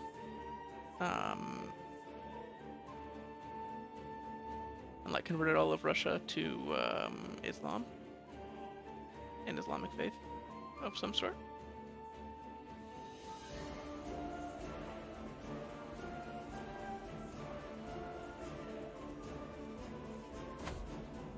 Would have been good.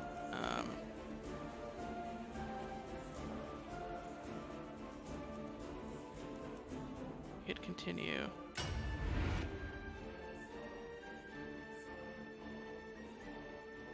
You know, it's good that the save files are this modular. If this works anyway, it might just crash the game. And then that's stream over, I guess. Oh, it didn't. Look at that. Yep, and we can switch character. Okay. Mission accomplished. I wish I had it set up so that I could stream my process there, instead of just like showing a blank screen while I talk through my process. Probably would have been more interesting. But I didn't even think of preparing to do that because I honestly forgot that we were on Iron Man in the first place and can't switch characters. So first of all, we're gonna switch. We're gonna make a copy of the save file.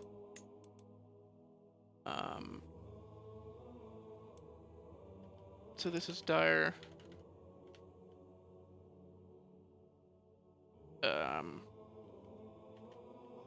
Original.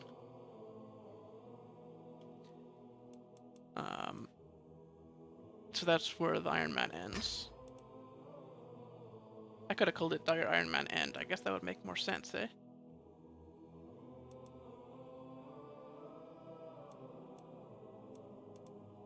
Okay.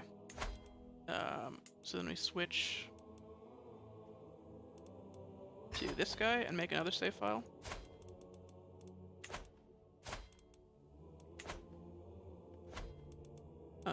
So we save this as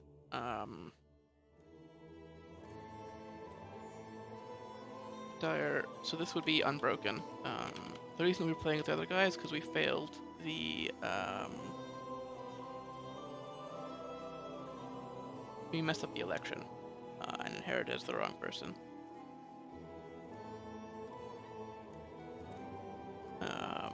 So that's Dyre unbroken line.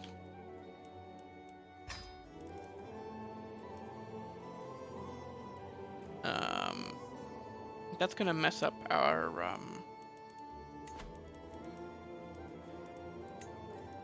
lineage. Oh, nope. Okay, it does work, but it's weird because it says that we play as this guy, which we really aren't.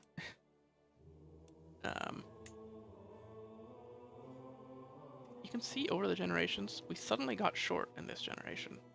Like a huge, like much shorter than the previous ones. We're massive back here. Anyway.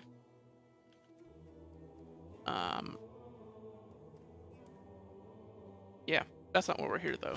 We are going into observer mode. We can save that as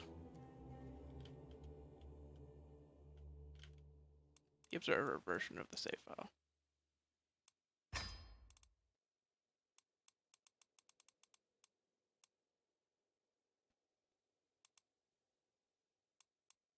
All right. So then let's just watch what happens, I guess.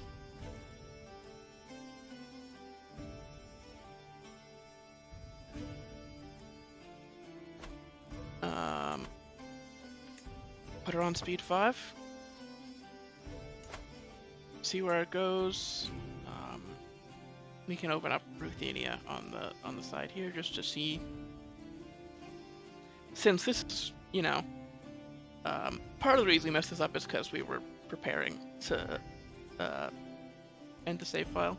So this is what we would be playing as, is this guy. Assuming I didn't make the same mistake, which could have happened also.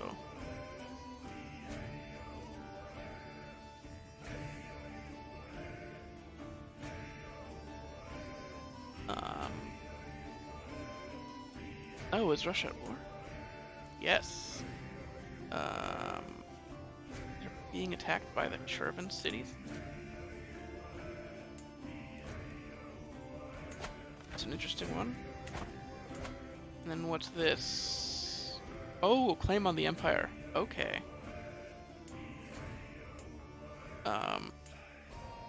Yeah, so Ruthenia is trying to take the Empire back, which is what we would have done also if we were playing as this guy.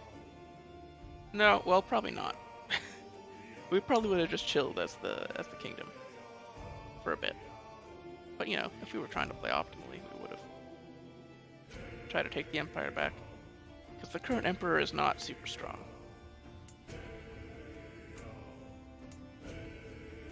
See if they can do it.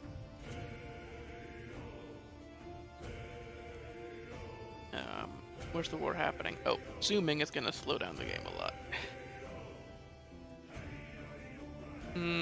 Because we're in a room we can't really see.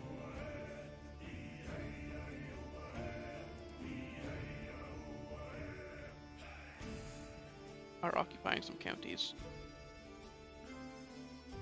On both sides, though.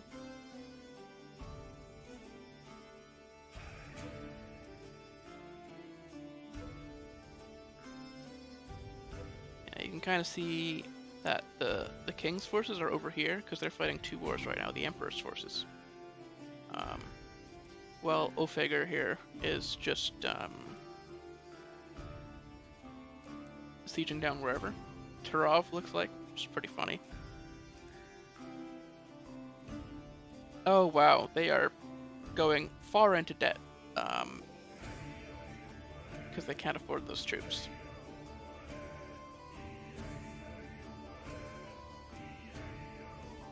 Yes, because of the inheritance, we actually lost all of our men-at-arms.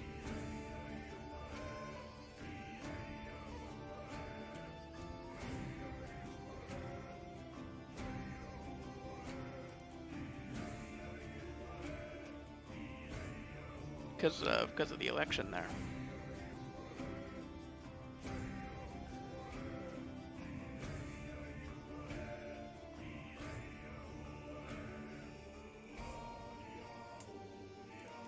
They're both losing a bunch of gold.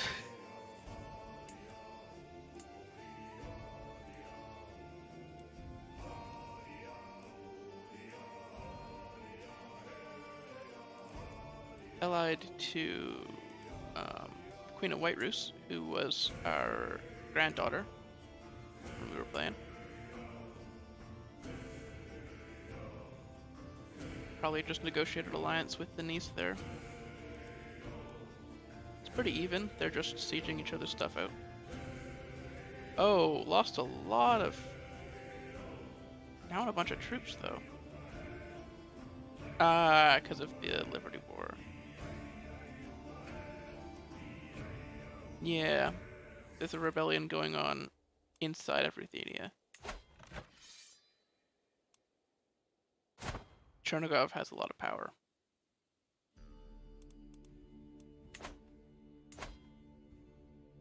So we'll just see mostly like what happens to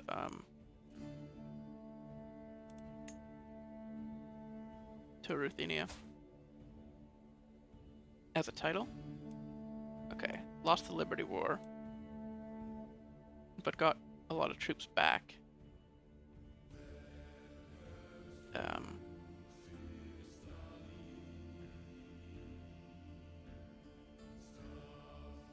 All right.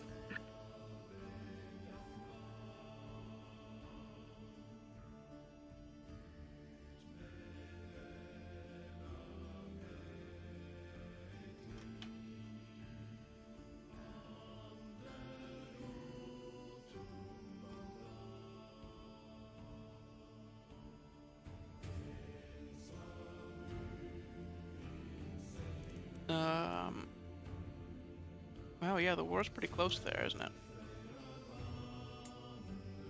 The Emperor is further in debt, so he might actually lose this.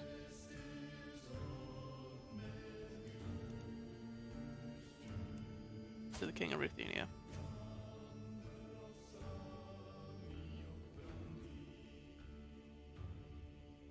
I got another hour or so, so we'll just spectate for an hour, and then maybe an hour and a half. I could do longer. We'll see. See how it goes. This is a long war, though. Holy. 6 years already.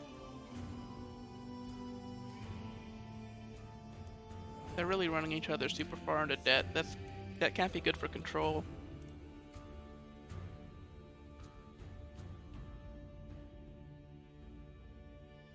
And like if somebody else wants to invade.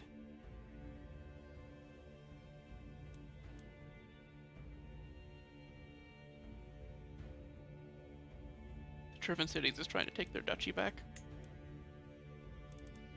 Which is honestly not that much land that they're trying to go for. Ruthenia is winning the war.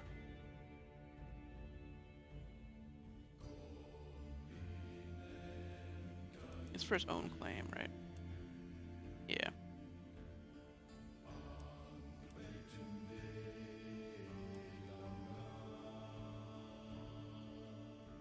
Interesting that him and his wife... Oh no, it was the previous wife, right? Yeah, she has orange hair. That's why there's some orange going on here in the bloodline. Yeah, there was a divorce. I forgot. Complicated life. Plus 39%. Helping ally attack Poland as well.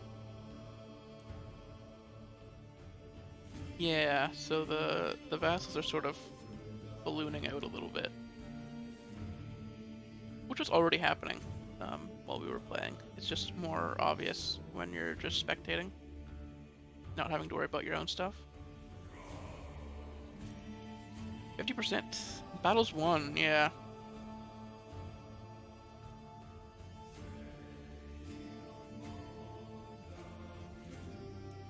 This is gonna have, like, long-lasting side effects. This debt here. The AI is not good at managing this.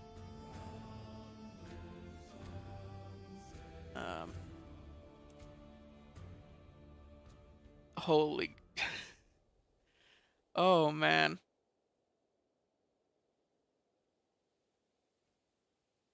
Alright.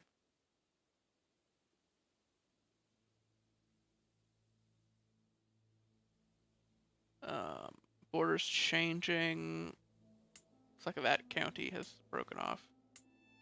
Pay more attention to the war, though. 54%?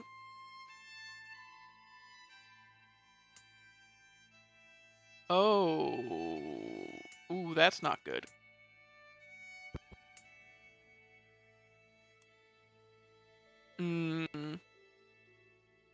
Suddenly lost a bunch of land to...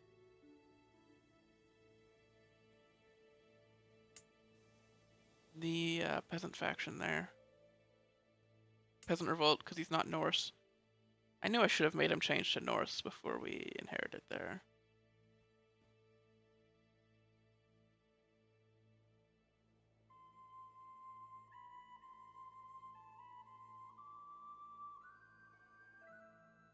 I'm surprised that revolt even happened, but I guess we're so far in debt that the land is...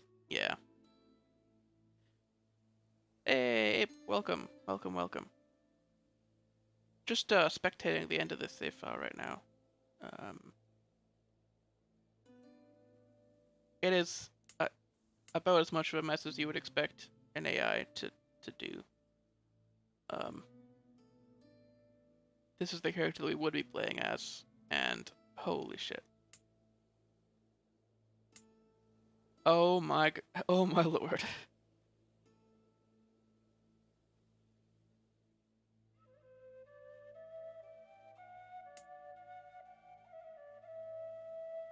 Yeah, I guess it's the debt, right?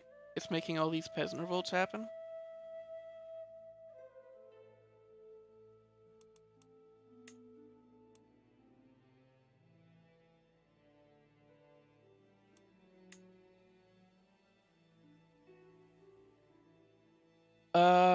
Well, the kingdom itself is still kicking.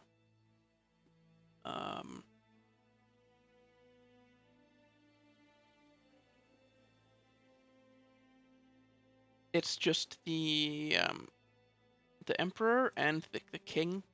Oh,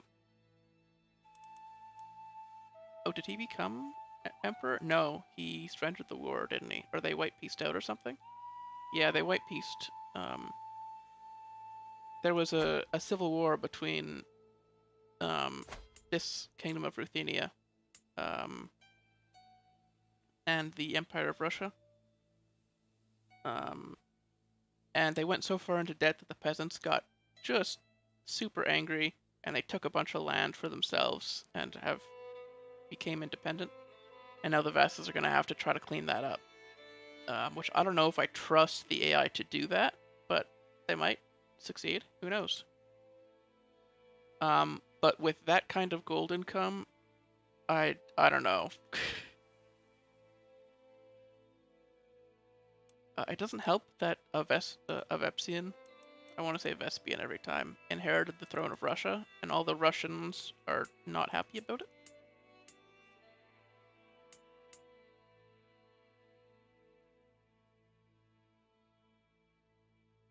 Oh wow. Okay. So, what happened to Ruthenia there? Yeah, he abdicated, probably because of a peasant revolt, or, a tyranny war, right? So his son ended up taking the throne. Oh, well. Oh, well. They're the same house. Huh.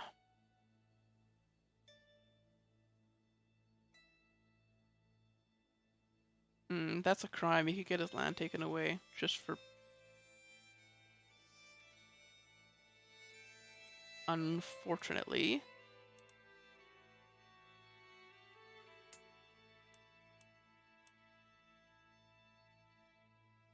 Um, ooh, Finland is being invaded, so they might lose all of Finland right now. I like how I put, like a ton of effort into making this a stable realm, and just immediately it falls apart when I start. We've only been spectating for, what, 13, 14 years of in-game time, and it's already just so... It's in pieces. It's in shambles.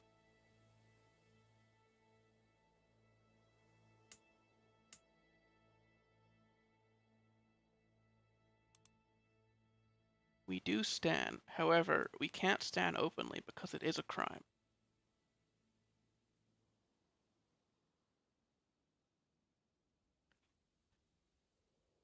I actually don't know if that's accurate for this religion at that time. It might be.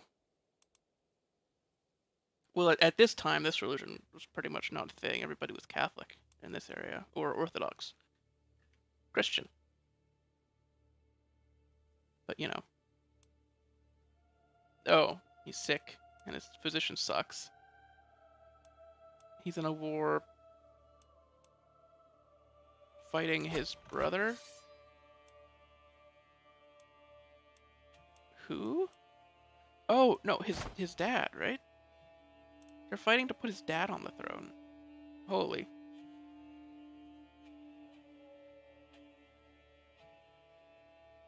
The dad abdicated, and then they started a war to put him back on the throne. Allied to the Khan of the Caspian Steppe over here? Alright. Weird. Weird. Okay, this looks slightly better. Slovianskin. It's the religion that was in, like... Yeah, not Catholic. It's the religion that was, like, in, the Slavia area. Oh, the Slavia area. In, like, the 9th-ish century. And I think part of the 10th? I don't remember. Basically just what everybody believed in before Catholicism came through. Or Christianity in general, I mean. like pagan beliefs and stuff. When I reformed it, I added some like celebration stuff. Hosting feasts earns piety. Gluttony's a virtue. That kind of stuff.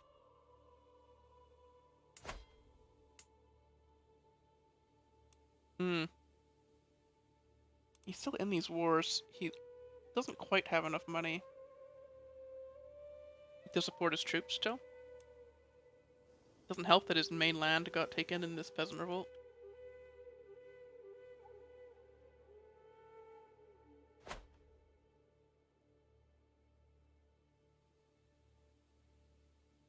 Yeah, the DLC's coming in a few days, so I'm just gonna try to stream every day in the meantime.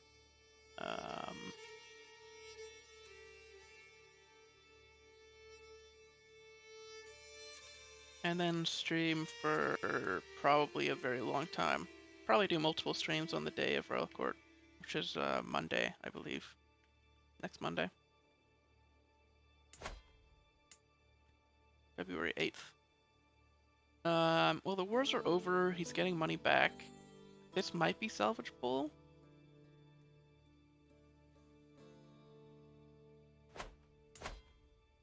The Empire allied with Khazaria. Alright.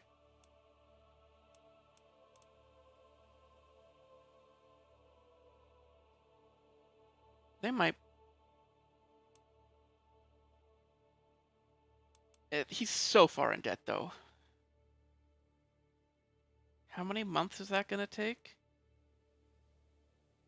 Like years. Right, this is like a decade of... Oh, they divorced. Wow. And is remarrying a 15-year-old. Alright, CK3.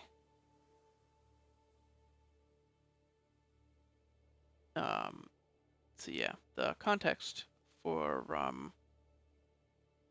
what's going on is we sort of ran out of things to do. So in the last generation, we were the Emperor of Russia, and as soon as we died, I said we were gonna just spectate the rest, because there's not a ton more to do.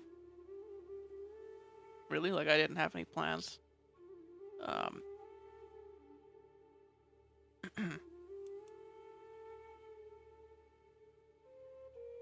So yeah, we were just gonna spectate. But then, upon inheritance, the wrong guy inherited. So we were doing election. So the king up here, oh, I guess I can show it here. The king of Novgorod inherited while we were playing in Ruthenia. So our playership actually, our player heir became Novgorod. So that was our character, really, is this emperor, officially. But the guy who we were trying to put on the throne is this guy who abdicated, and now his son is on the throne. So this guy is sort of our character, and this guy is sort of also our character. And they were also the Civil War between those two. And they did not have the money to support it. Oh boy. You really can't afford to be helping your allies with wars when you're that far in debt, man. Oh, that is bad. He's just gonna get subjugated, and then it's just gonna have to sort itself out from there, because he's not fit to rule in this debt situation right now.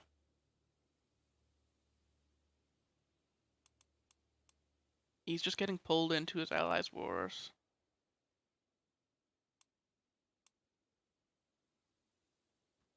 Oh, and these peasants are now attacking. No, they have the land that I built up, so of course they are.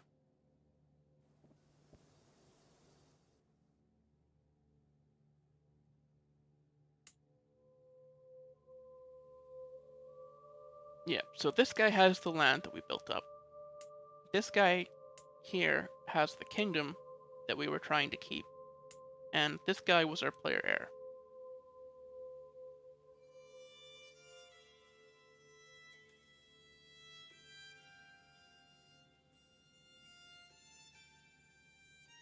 Yeah, Sweden invaded and took Finland. Or not Sweden itself, but one of the Swedish vassals, right? Something happened there. I don't know what it was, but something happened.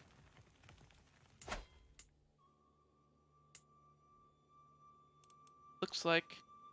Oh, he's attacking the Emperor again. He might win this time because of the debt situation.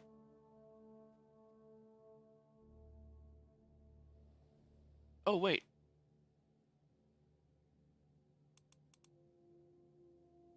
Oh, the King of Vladimir took the throne. Okay. Right, so this was another one of the children of the character that we played as last. He was one of the younger sons, I believe. Oh, this is the grandson. Yeah, the son died. He died pretty young, at 28.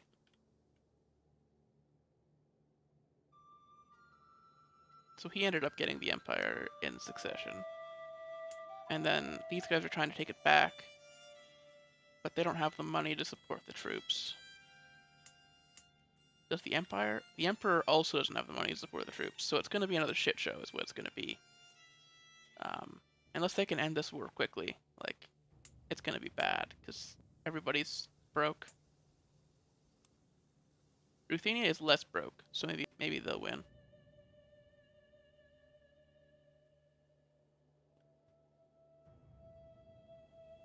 It looks like it's cleaning up a little bit. The fact that they lost Finland could be a good thing in the long run. Since Finland is not, like, really part of the Russian Dyre land.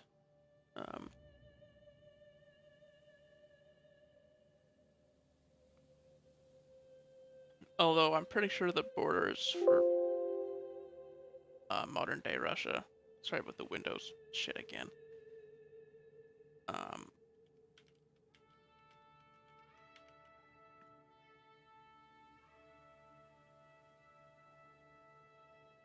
I believe that, yeah, a lot of what we would consider to be Finland in this game is actually Russia in current times.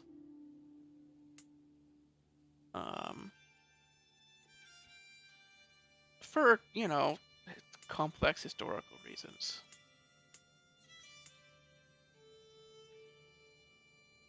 Okay, did he get out of debt somehow? Yeah.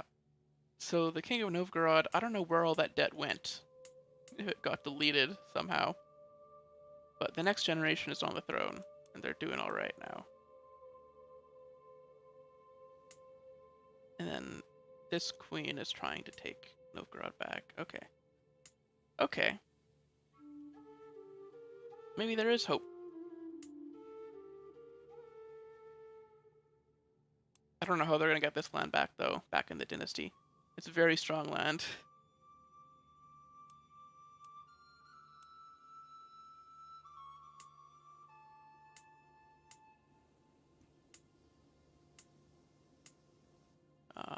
Kingdom of Ruthenia.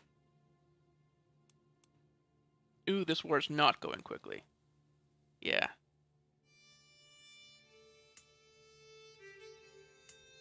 They might be able to win because of the debt situation, right? If they get into an actual fight. Like, the side that's in debt has such a horrible disadvantage in actual warfare.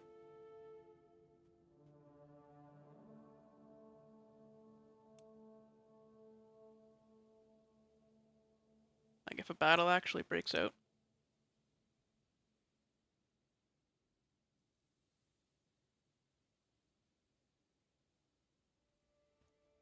They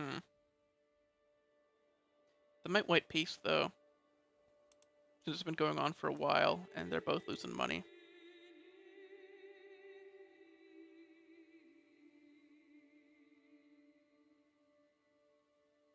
King Halfdan the Fourth. Wow.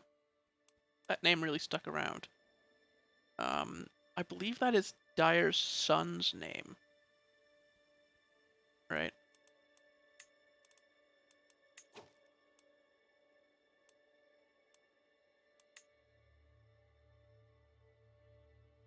Yeah, Dyre's official son was named Halfdan, and then they just kept naming sons Halfdan. Anything else going on around? I mean, there's some weird stuff going on, but nothing super crazy.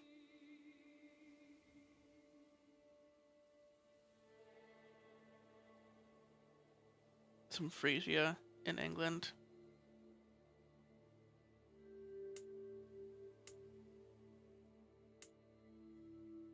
Or more worried about this war. Oh, geez, what is this? Another populist uprising.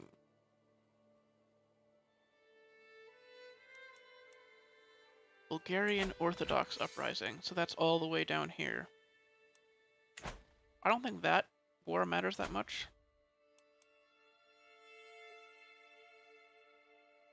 This one, though, holy shit.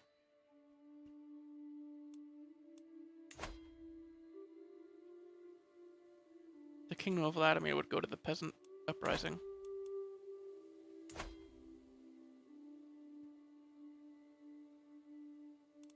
You're ruling from Vladimir and you're Vepsian. You're not Russian.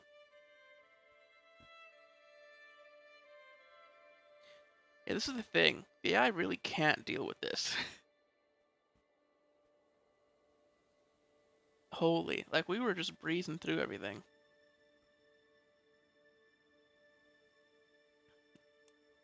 Now this is the second time that they're $700 into debt.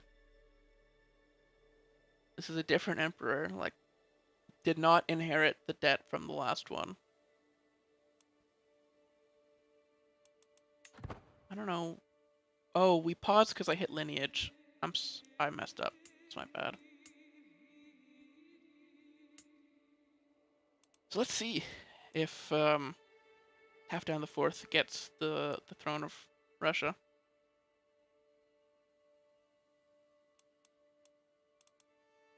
Would be interesting, at least. I don't know if he'd be able to keep it, but he might be able to then attack into Konagarther and take that. I believe he still has a claim, right? Yeah, he has a claim on all of that land, but it's unpressed, so...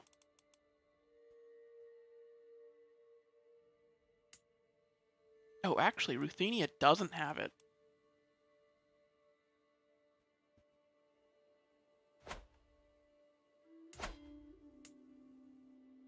I may not be able to get it back then, because it's in the same religion. They can't holy war for it.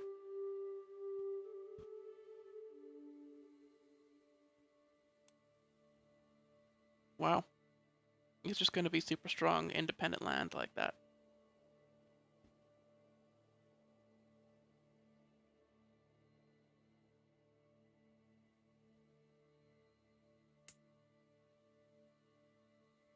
Alright. Yeah. So, the stream tomorrow is going to be,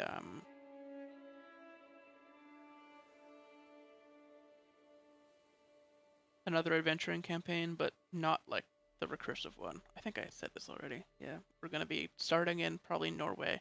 I haven't played as Harald Fairhair yet. We're going to conquer some land, gather up some men, and go adventuring, probably ending in the Byzantine Empire or somewhere else interesting.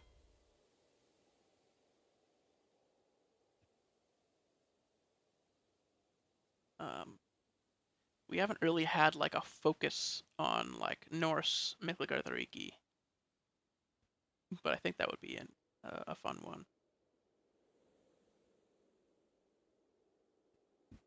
And like a short one too.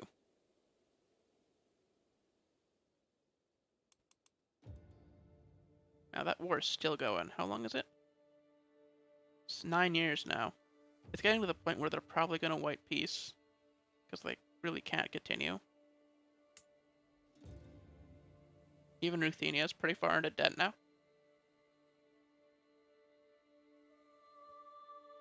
Like they're both pretty badly in debt, but the Emperor's doing way worse. He just has more mouths to feed.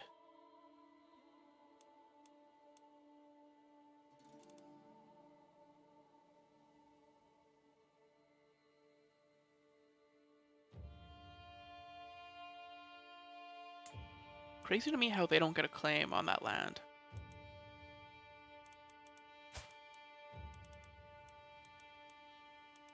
Yeah, just no claim to Kunigurther.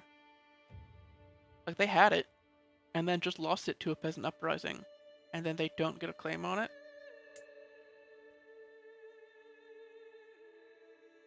Oh, Chernigov is super strong, holy. They might just take Ruthenia. They don't have a claim, though. So they're just doing Liberty Wars.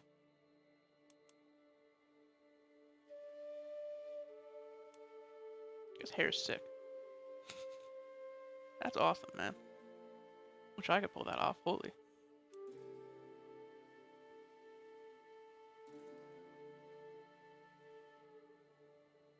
Yeah, so the culture, like, shenanigans that we were doing with Norse and Russian, the AI couldn't handle.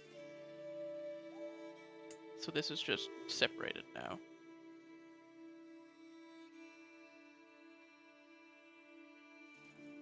It was sort of the last culture shenanigans thing that I wanted to do before before the new culture system gets introduced in the next patch. Was to play as, just convert some land in Russia to be Norse, as like Dyre the Stranger, and be Norse in Russia. And in the next campaign, we're pretty much going to do the same thing, but just in the Byzantine Empire.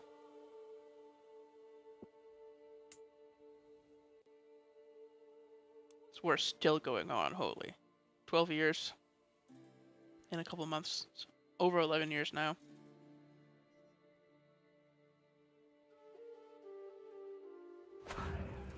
This belongs to up there. Yeah, that's what's going on. That's why it's blue in the middle of Russia. There's a holy war going on to try to take it back.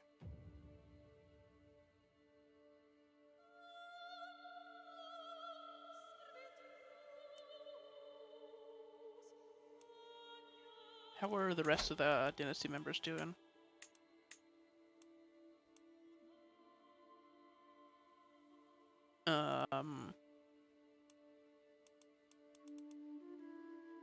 Not house.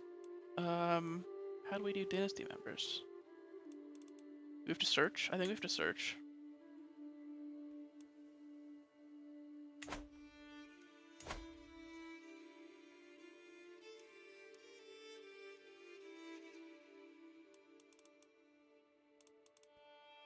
Yeah.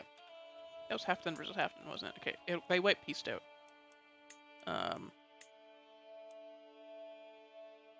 Find character. Dynasty of Skilder. Sort by rank. What? Oh, in all, not in top realm. We don't have a realm.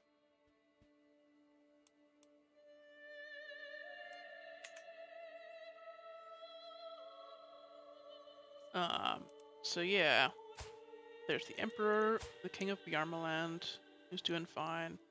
The Queen of Pomerania, who isn't gonna hold on to it for very long, but, you know, she's there. That was a matrilineal marriage that we set up, right? Yeah.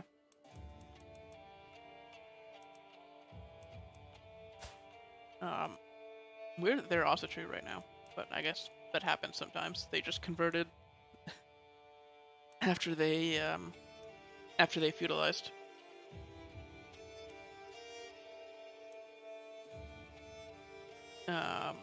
White Roos. This was the granddaughter of our original character, I believe. Inherited at 3 years old. Is now 41. Doing fairly well compared to everybody else. And there's Ruthenia, who's, you know, a mess. Let's go by military strength. It's actually White Roos who's doing the best. They have a holy order right now? No. This is just them. She doesn't have a claim to the throne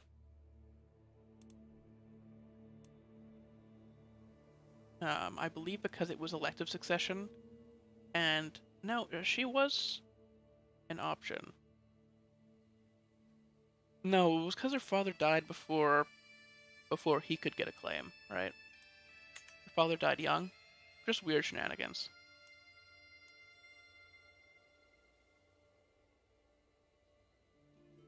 White Roos is actually like the strongest of our dynasty that's left, which is not something I expected. I kind of expected them to fall apart. 5 daughters and 1 son. That's really convenient. Like, honestly, the best you could possibly do. Assuming the son lives. But, you know, I like to be optimistic about that.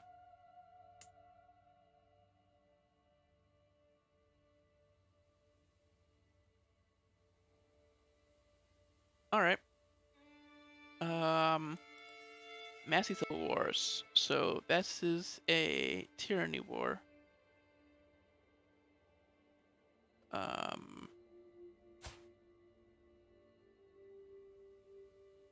Right, so this is our character who's now... This is the character that we were playing as before. Who was going to inherit. He is now first in line for the throne. And they're trying to do a tyranny war to take him off the throne and put him back on. Which would be interesting, but he doesn't have any land, so...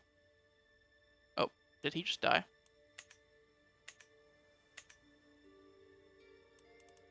I think he did. Nope, he's just second in line now. This guy's in charge. This guy's next in line.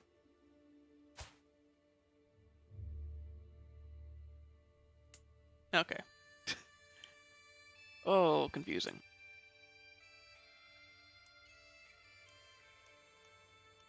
Ruthenia has... Where are you? And now lie down there. Okay. Yeah, they really lost their best counties in this Peasant Uprising. They might be able to get it back, though, because they're a lot weaker now that the land got split up.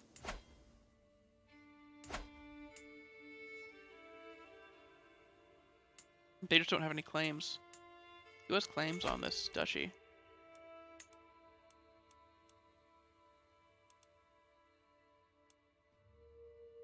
It's Princess of Pomerania. The Emperor does. The Emperor could probably take it. Well, if he gets out of all the wars that he's in and got some gold to declare wars with. You can't declare wars in debt. He's just defending all the time. Holy.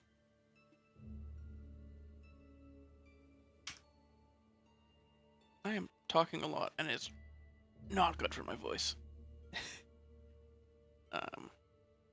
Sort of need to acclimate it to that, though.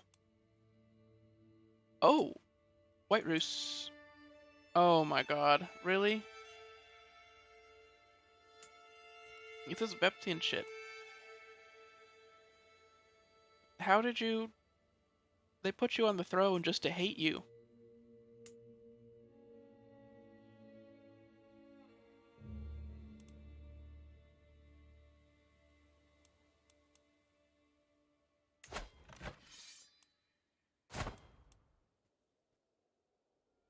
Yeah, so she became a vassal.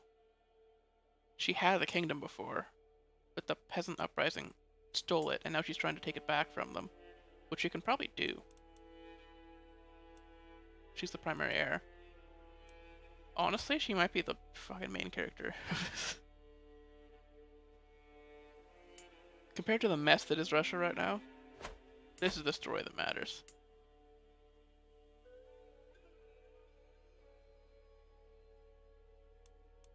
Is she obese? No, just headaches.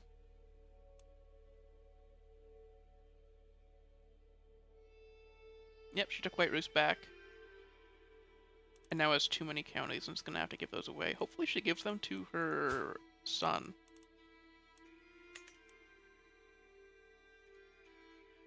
Would be good for consolidating power. She did not give them to her son. Okay. That's fine. Okay, you can kind of see Russia falling apart now at this point. There's very little left. Um, this is just a claimant. O'Figure is that same guy, right? The 75-year-old.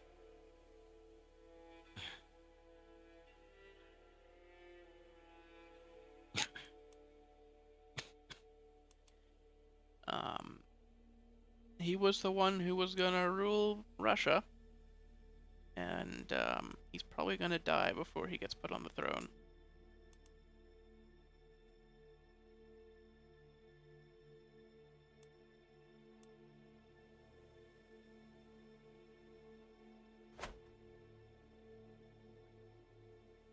Wow.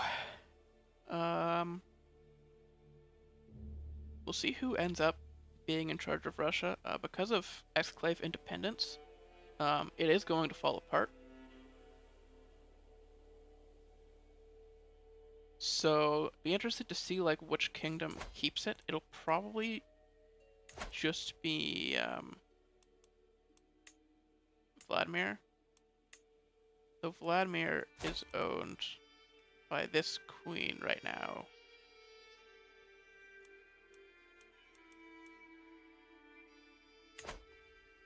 And not the emperor.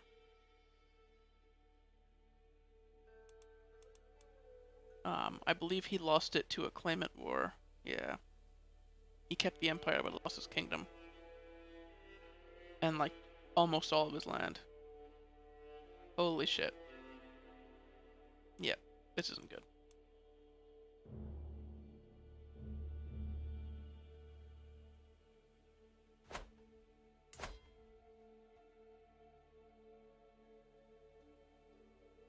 Man.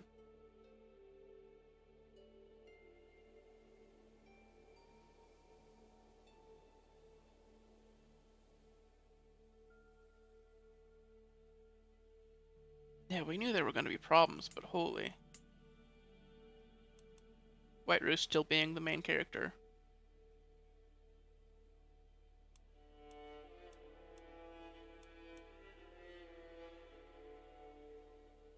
If anybody has a chance to take back Russia, I mean, it's such a shame you don't have a claim. That'd be so much fun.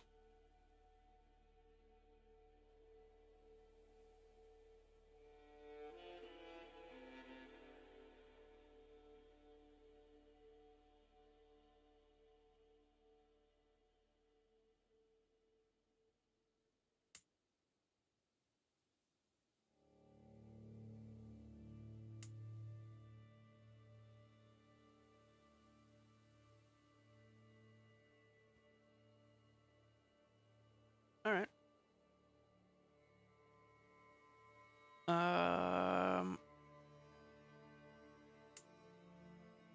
Yep. So when exclave independence happens, King of Ruthenia. Holy. Oh my lord. Okay, Peasant Uprising.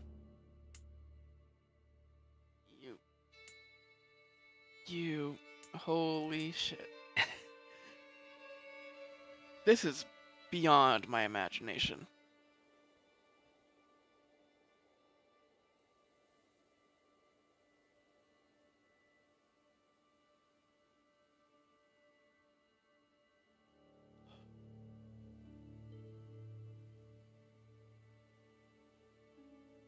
Yeah, like I knew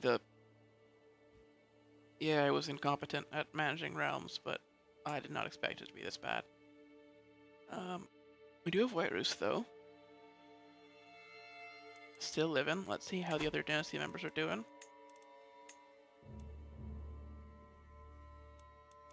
We go by military strength. There's still White Roost. There's this Duke in Biarmia, who's now in prison. Imprisoned by the king of Biarmaland, who is a different house, a different dynasty now. Oh, and that's separated from Russia. Okay.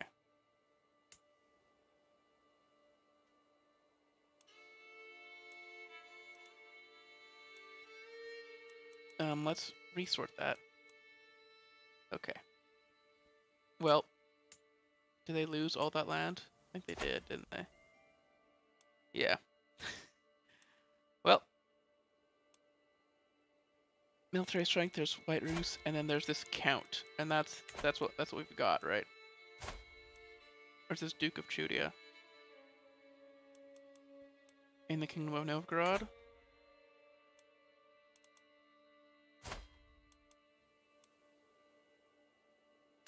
Oh, your stuff going on in Wallachia.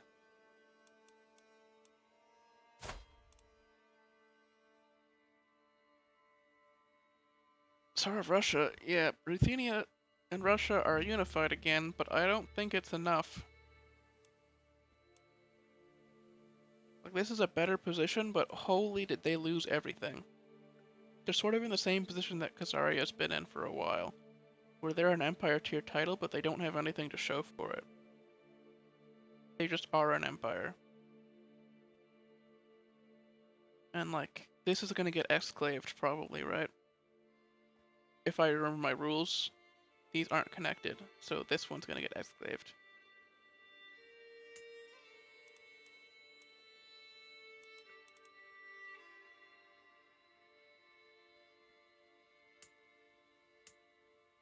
Yeah. So it's just gonna be this tiny bit of Ruthenia that's left.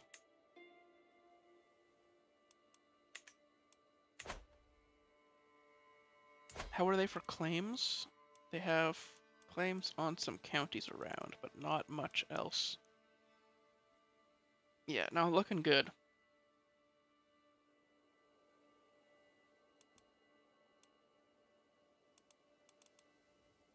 Being able to see the Tsar title is neat. I sort of wish Norse wasn't like so much better than Russian culture. So you could see that title more. That was sort of the beginning of the end when we were playing and we inherited and we were looking at our children and they were being converted to Russian by their guardians. That's how we lost this land. Also because of Epsion inherited, and that's probably the real cause of it. But if a Norseman still owned the land, like underneath the Vepsian, I don't think they would have mattered. I don't think it matters in that case.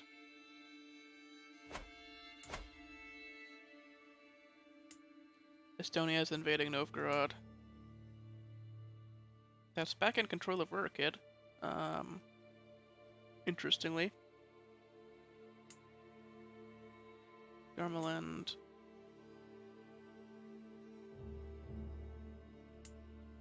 Yeah, White Rus is just what we have left.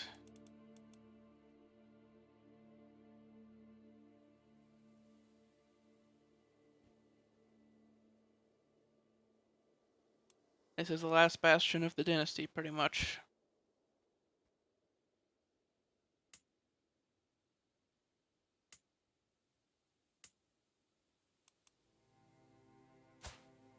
Oh, Poland got peasant leader too. Yeah, I hope the AI is good with the new culture system that's being implemented in the next in 1.5 and the royal court stuff, because this is like just watching how inevitably everything falls apart when there are culture clashes. Like Bohemia, Poland was being ruled by a Palabian who's also the wrong religion, so that's part of it. And it just exploded on itself and peasant leadered, and now we have this dynasty nobody knows about. I would also like if they were the AI could like deal with feudalizing properly and not have it be the messiest shit ever always. That'd be neat.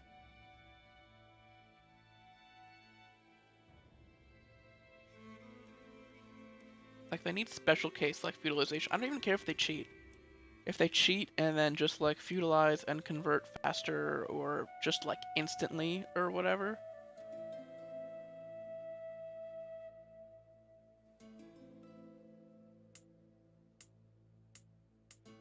because that's a mess.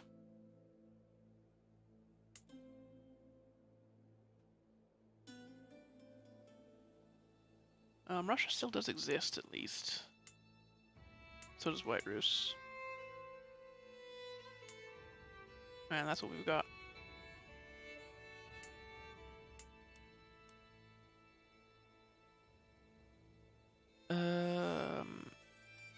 She's helping an ally in a war and losing.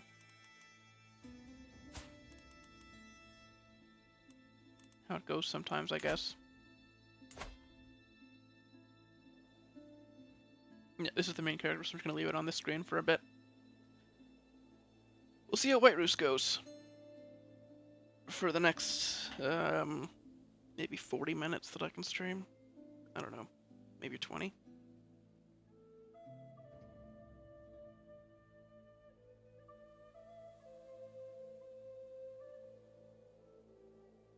They're pretty stable.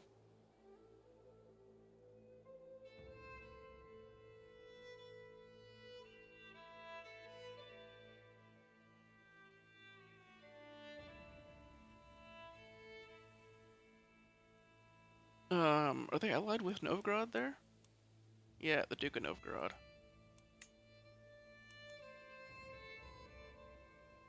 We're a kid.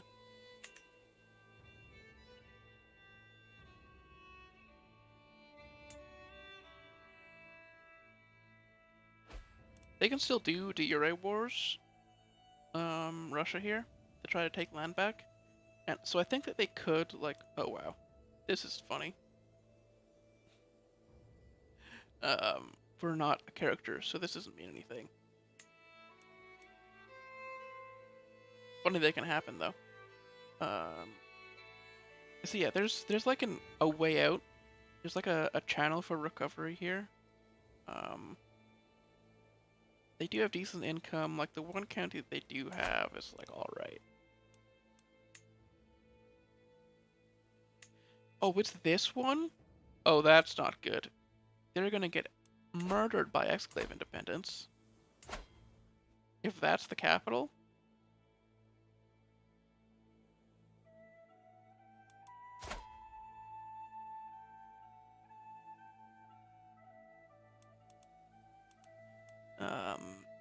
Attacking Sweden for Gunner's claim. Okay, well that's not really relevant to us.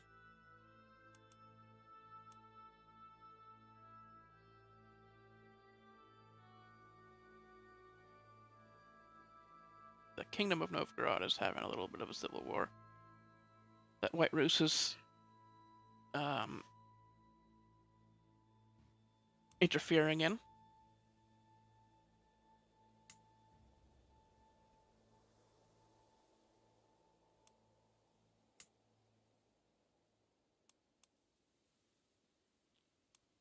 All right.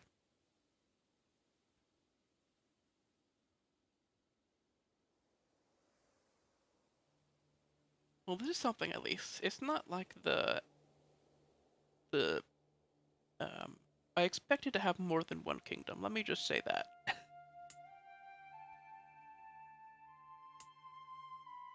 We do have the Kingdom of Vladimir that's still in the dynasty for now.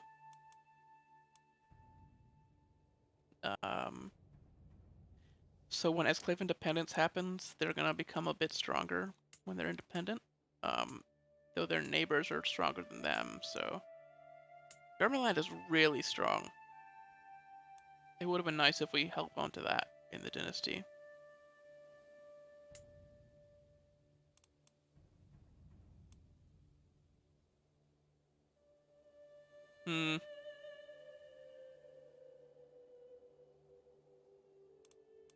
How's the government types? Is everybody feudalizing? No, they're still. Of course. Sweden and Sami and Estonia.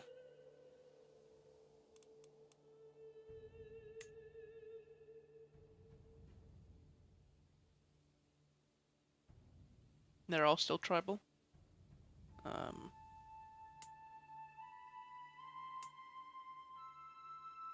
Looks like Sweden is trying to feudalize. They just converted to Norwegian.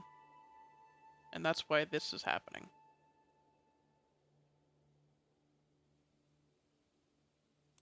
The Civil War is because they're trying to feudalize. The AI is just really bad at trying to feudalize. And it's falling apart.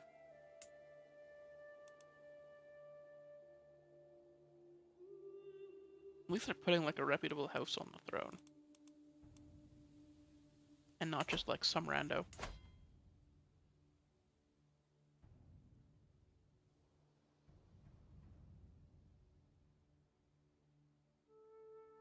Okay. Oh, they can't declare wars because they're in debt right now. They're out of all of their wars. They still have their 2 alliances with fairly weak people.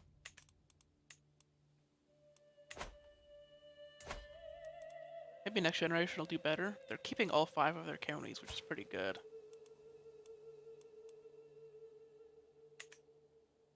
And gaining 1, actually. Yeah, White Reese is in a really good spot.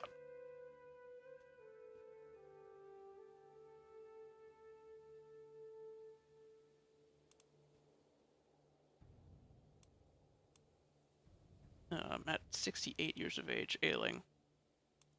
You can make it 1 more year, right? Oh. Ill. Oh, reduces these symptoms, so. Hey, there we go. But can you make 70?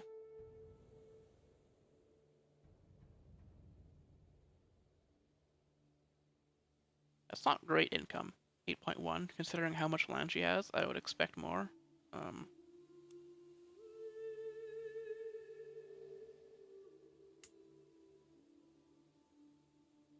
This inheritance on Russia's part is going to be so bad. We're just going to see it fall apart.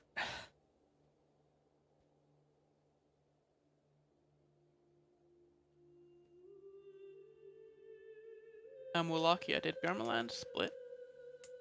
No. Wallachia just exists.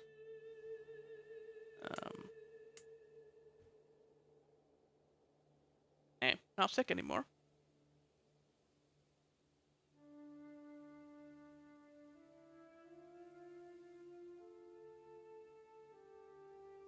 Anything else interesting going on while we're just waiting for her to die? She did make 70. Can I see a 71?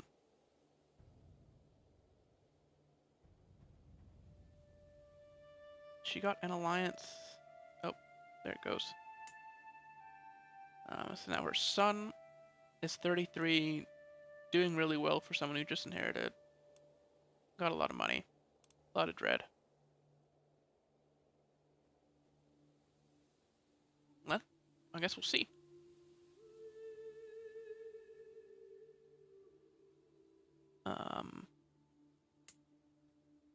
Ooh, that's death, right? Even whole of body, you're not going to last long under those situations, yeah. We'll see.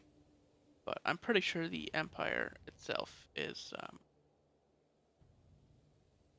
not going to make it much longer.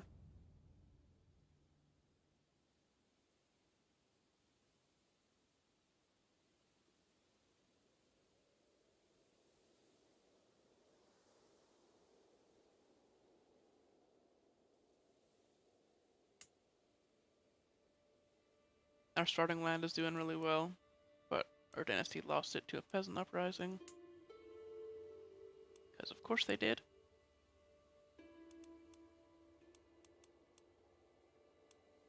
Why are you having so much trouble getting good alliances, I wonder?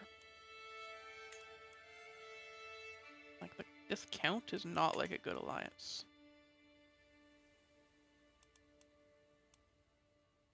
Maybe after a few years, they'll get a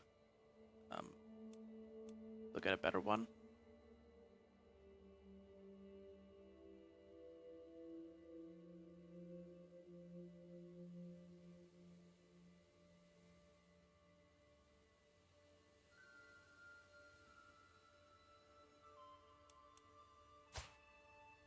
Oof. His son's gonna be a knight. He might die, and he's their only son right now. 71. 71 infirm and obese.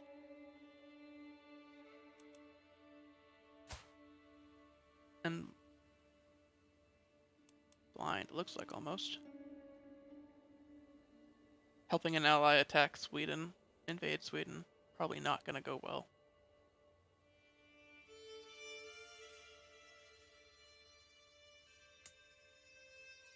Oh, okay, that's interesting. They were able to get, they were able to demand vassalization, or what's it called? Offer vassalization to Turov to get some more land that they'll be able to keep since it's connected to the mainland, to the capital.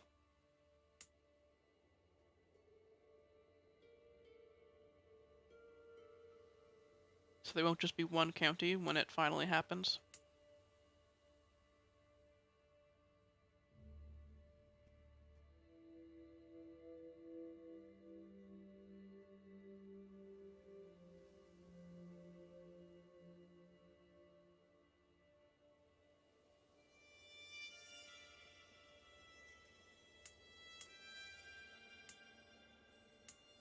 Checking to see, yeah, the Byzantines are still doing way better than any of our dynasty is.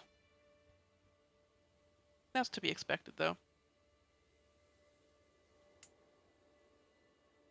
Man, I understand that whole body is really strong, but holy, I guess it's also Iron Constitution.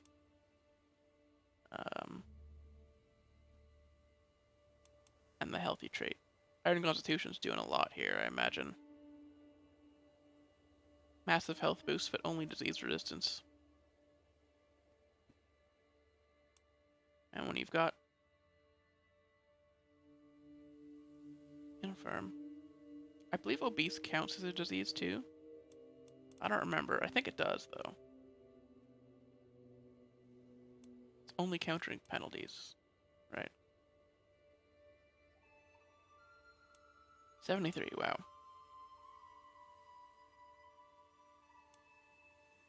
White Rus, still making really weak alliances.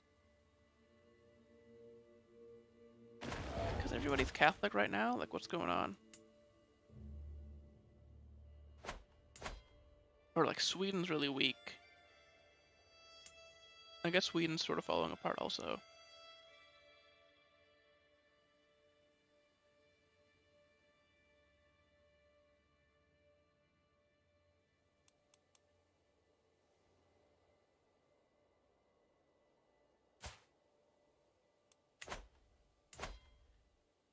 I want to see them declare war. They got a lot of money now. They should be able to take some land.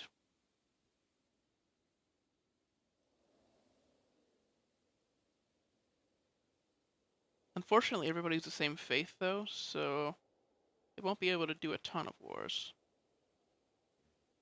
They can't just, like, holy war everywhere.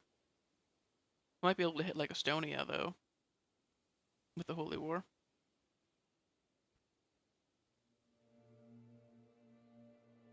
Not super big on level of devotion, though, so just faithful.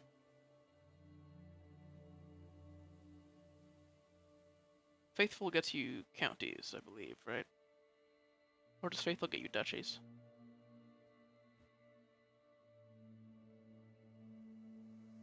I think it's just counties, so it wouldn't be a big holy war.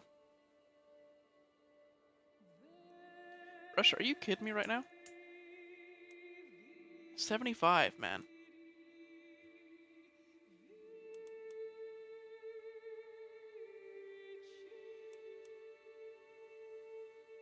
So this is our character, the grandfather of this 75-year-old man.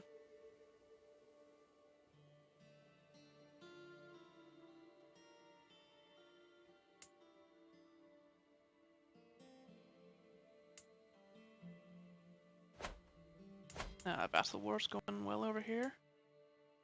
Yeah, Kingdom of Vladimir just won a war, got some land.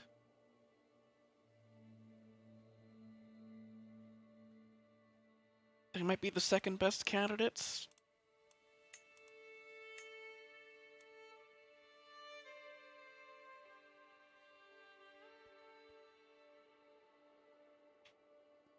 So we go by military strength.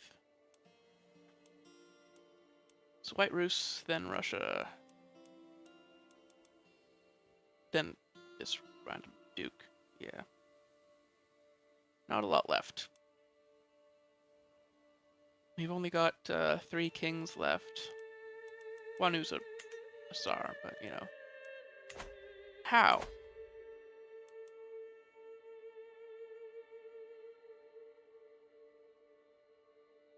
If he deposes, do they keep the land? I wonder.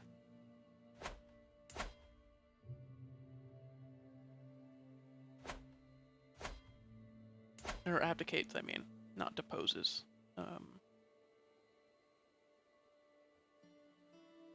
That still counts as inheritance, right? So it's still gonna fall apart.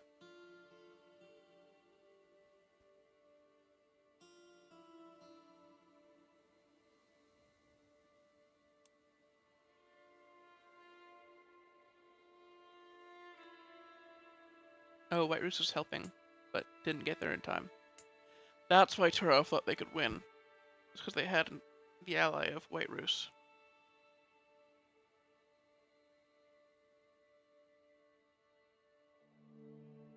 Okay.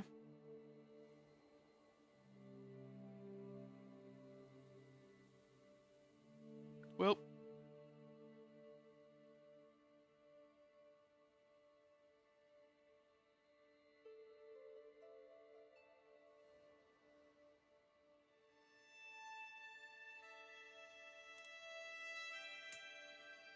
$78. This man.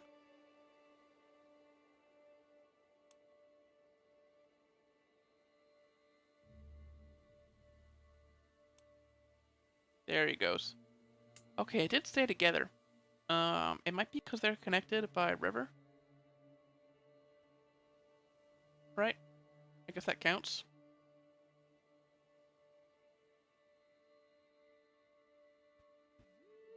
For Exclave. Which is good for them, but man.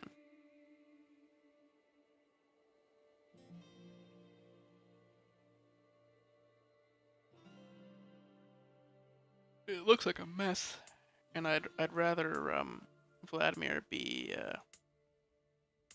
independent, since they have a better chance of salvaging this shit show than Russia themselves.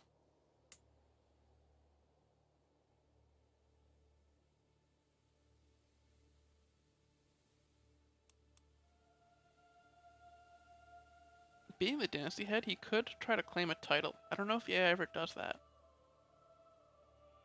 He could try to claim the Empire of Russia using renown. I don't think they do. Would be interesting though.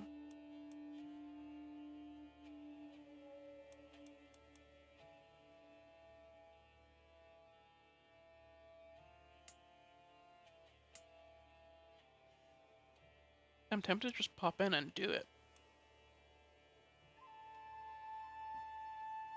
Stir up some shit. Alright, let's do it. Why not? Oh? There's a Liberty War going on. Okay, we'll let that happen first.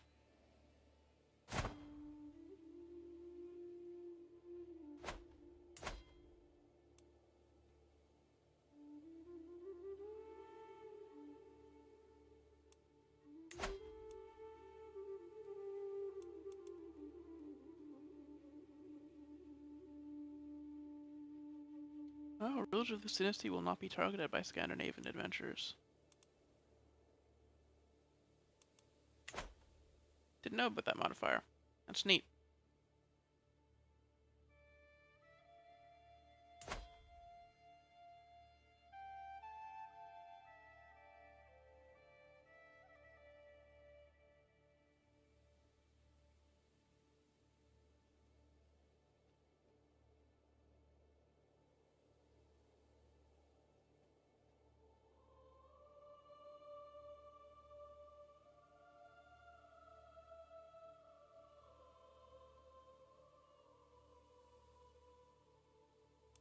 Looks like they're winning the Liberty War. And also defending against Vladimir in a claim war. Okay. Losing a lot of money in this war. Might not be a good idea to jump in and start a war for them.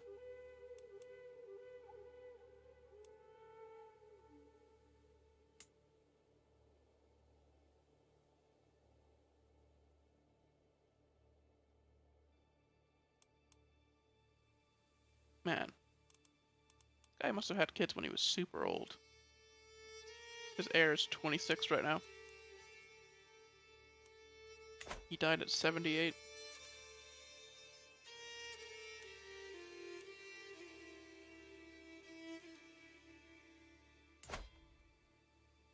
Yep. So Iris is what's left.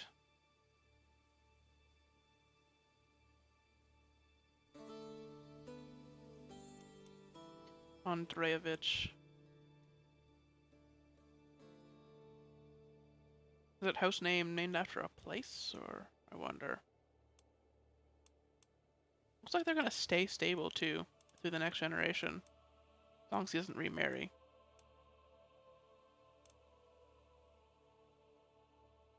He's only got one son. All of his land is gonna go to that one son.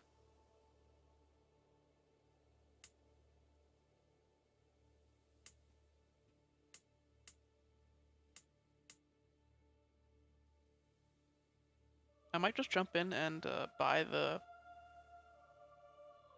claim, and then just see what they do.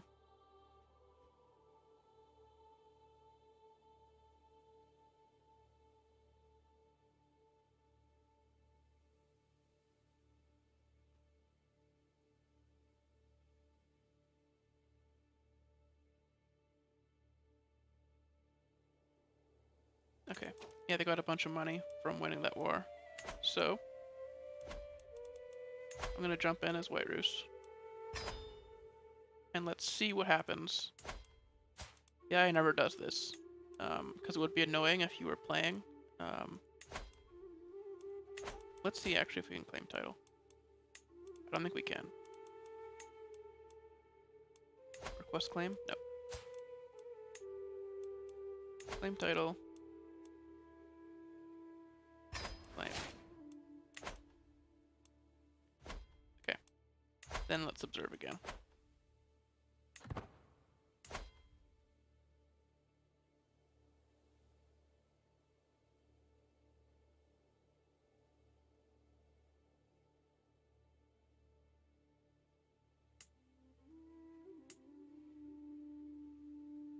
See if they press it and try to take Russia back.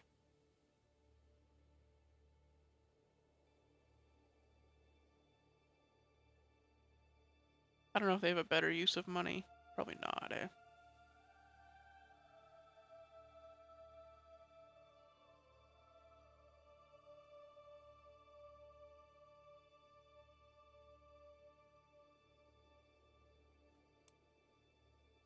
Being humble, they might not act on claims as often.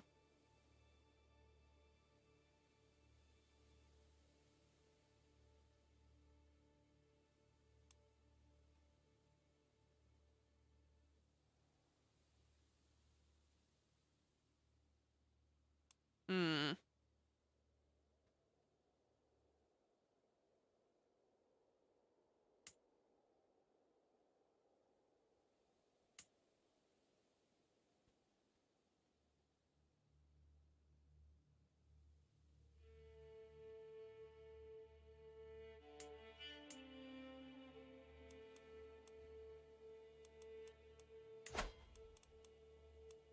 Yeah. I don't imagine very many people are voting in that election.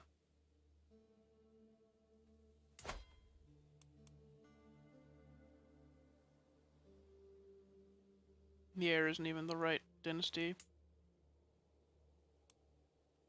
Alright, doesn't seem like they're in a rush to really declare war. So I'm just gonna make it happen.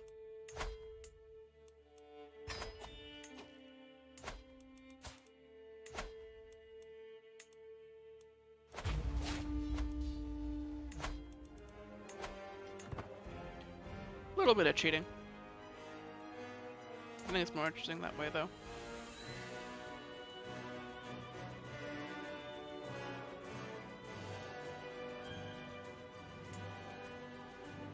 Russia doesn't have the money to support the conflict, but White Rus does.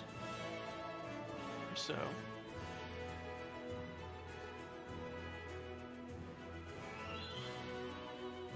And since we've established that they're the main character, let's give them a chance to take Russia back, you know?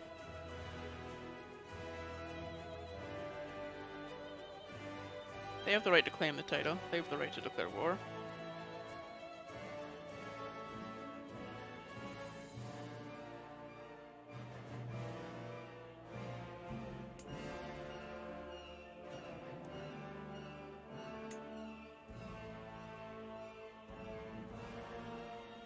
Wow.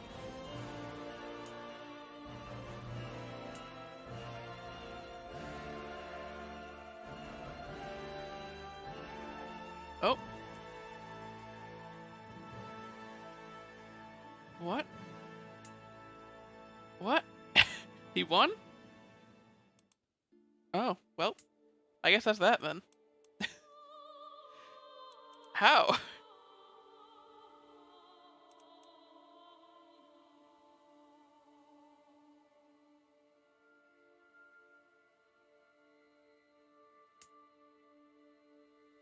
He must have got caught, right? Where's the capital? Something happened there. Because that doesn't make any sense. Whatever, though.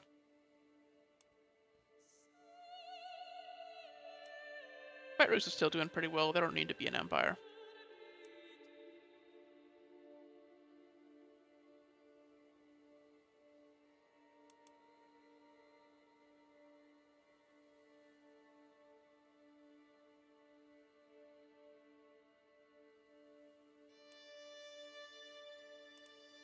There are 9,000 troops.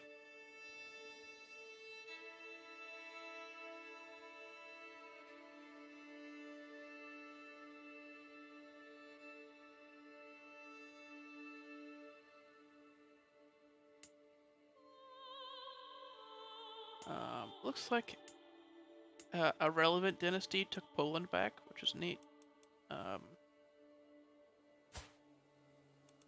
Oh no. No. It's the same dynasty. It's the same peasant leader shenanigans.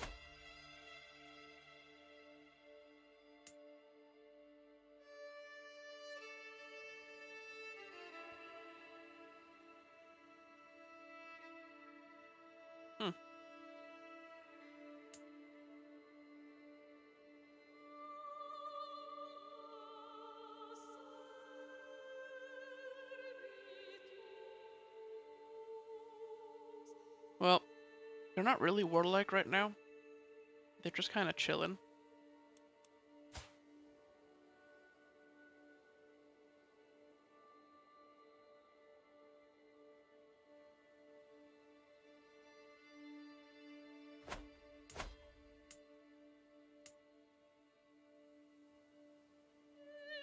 Russia... I mean, they've got a decent number of troops now. Maybe there's still hope. But they're sure as hell not gonna take White Rus, so...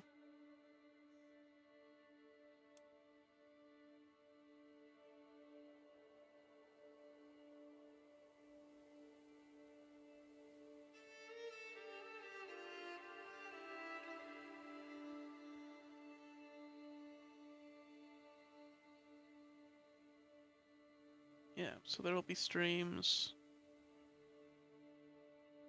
tomorrow, which is Wednesday, right?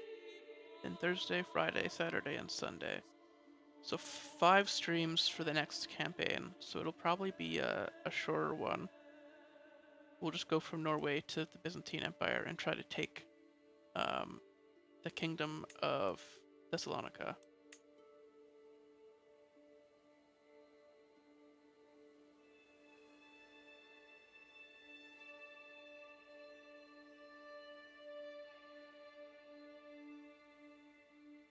It'll be a lot of war, to be honest. I don't know how interesting that is. It's not my favorite part of the game.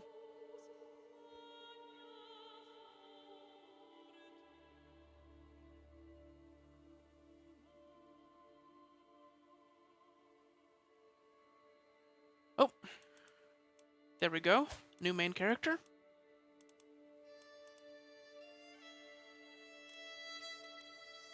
Seven counties.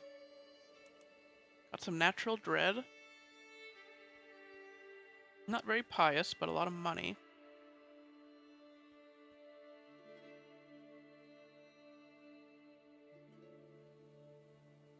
I wonder.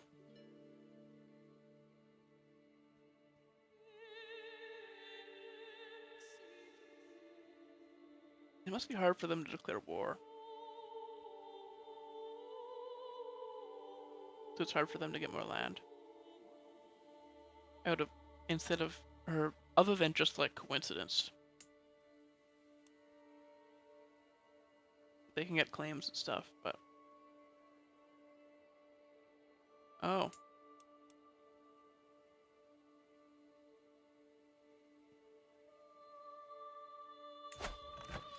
Wow.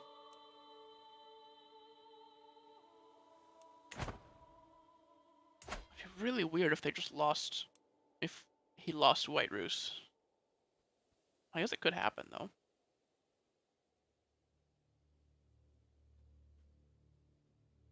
Let's see. Let's see how strong his plot armor is. It's a pretty big war.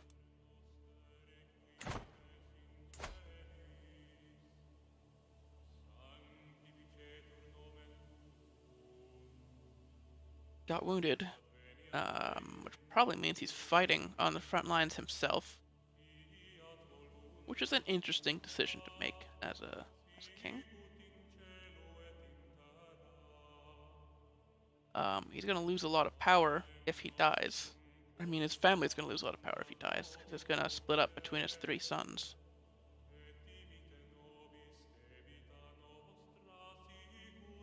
Maybe he is gonna lose this. The family itself will be a pretty strong force in the kingdom because of how much land he still has, but we might lose the last bastion of the dynasty, really. I mean, Russia still exists, the empire.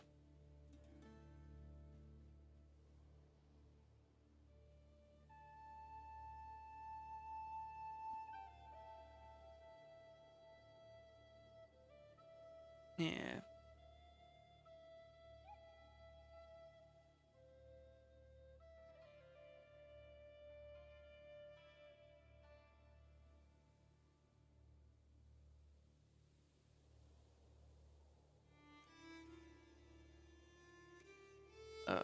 Winning the war now, though. Plot armor turned it around, maybe? Yeah, so few troops compared to the opposition, though. It's gonna be tough.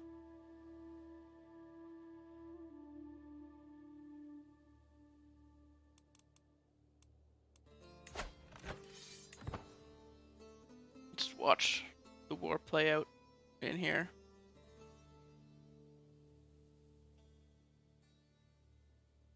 Oof, looks like a battle just didn't go very well, and the sieges are in the favor of the attackers here. I think if White Rus wants to win here, they have to arrange some marriages and get some allies in. Because they're fighting alone against 8 people? 8 realms, which is a big man-at-arms difference.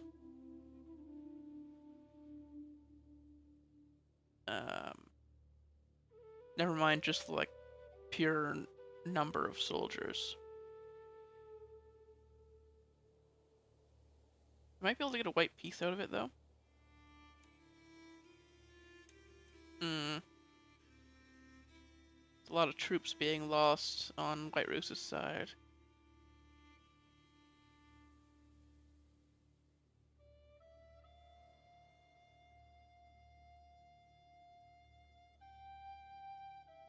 allies being swapped out and hurt there, looks like.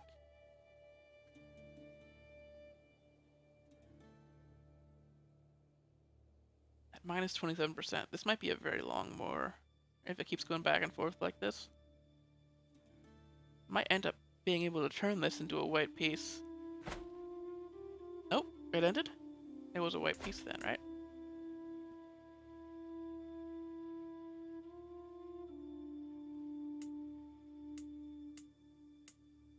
Yeah, must have been white piece. They lost a lot of money in that conflict, holy. They were so rich.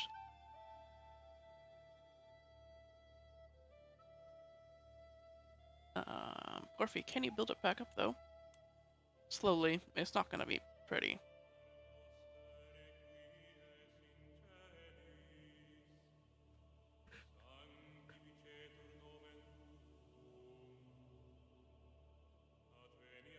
Alright, I've only got another 5 minutes.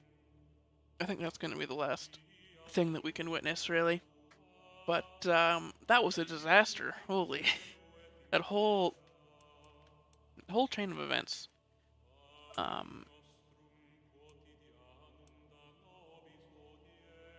Russia's in a bad place. White Ruse is at least doing okay. Oh my god. Another war. Okay. I think we've seen enough, though.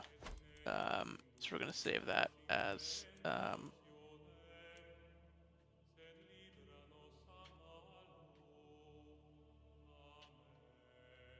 Dyre Observer complete.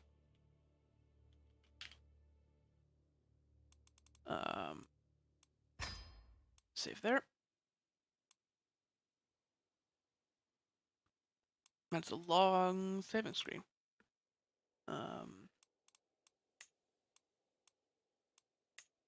And then I will see you all next time. So, starting tomorrow, probably in the morning, gonna do, starting in Norway, gonna try to get down to the Byzantine Empire and take Thessalonica from them.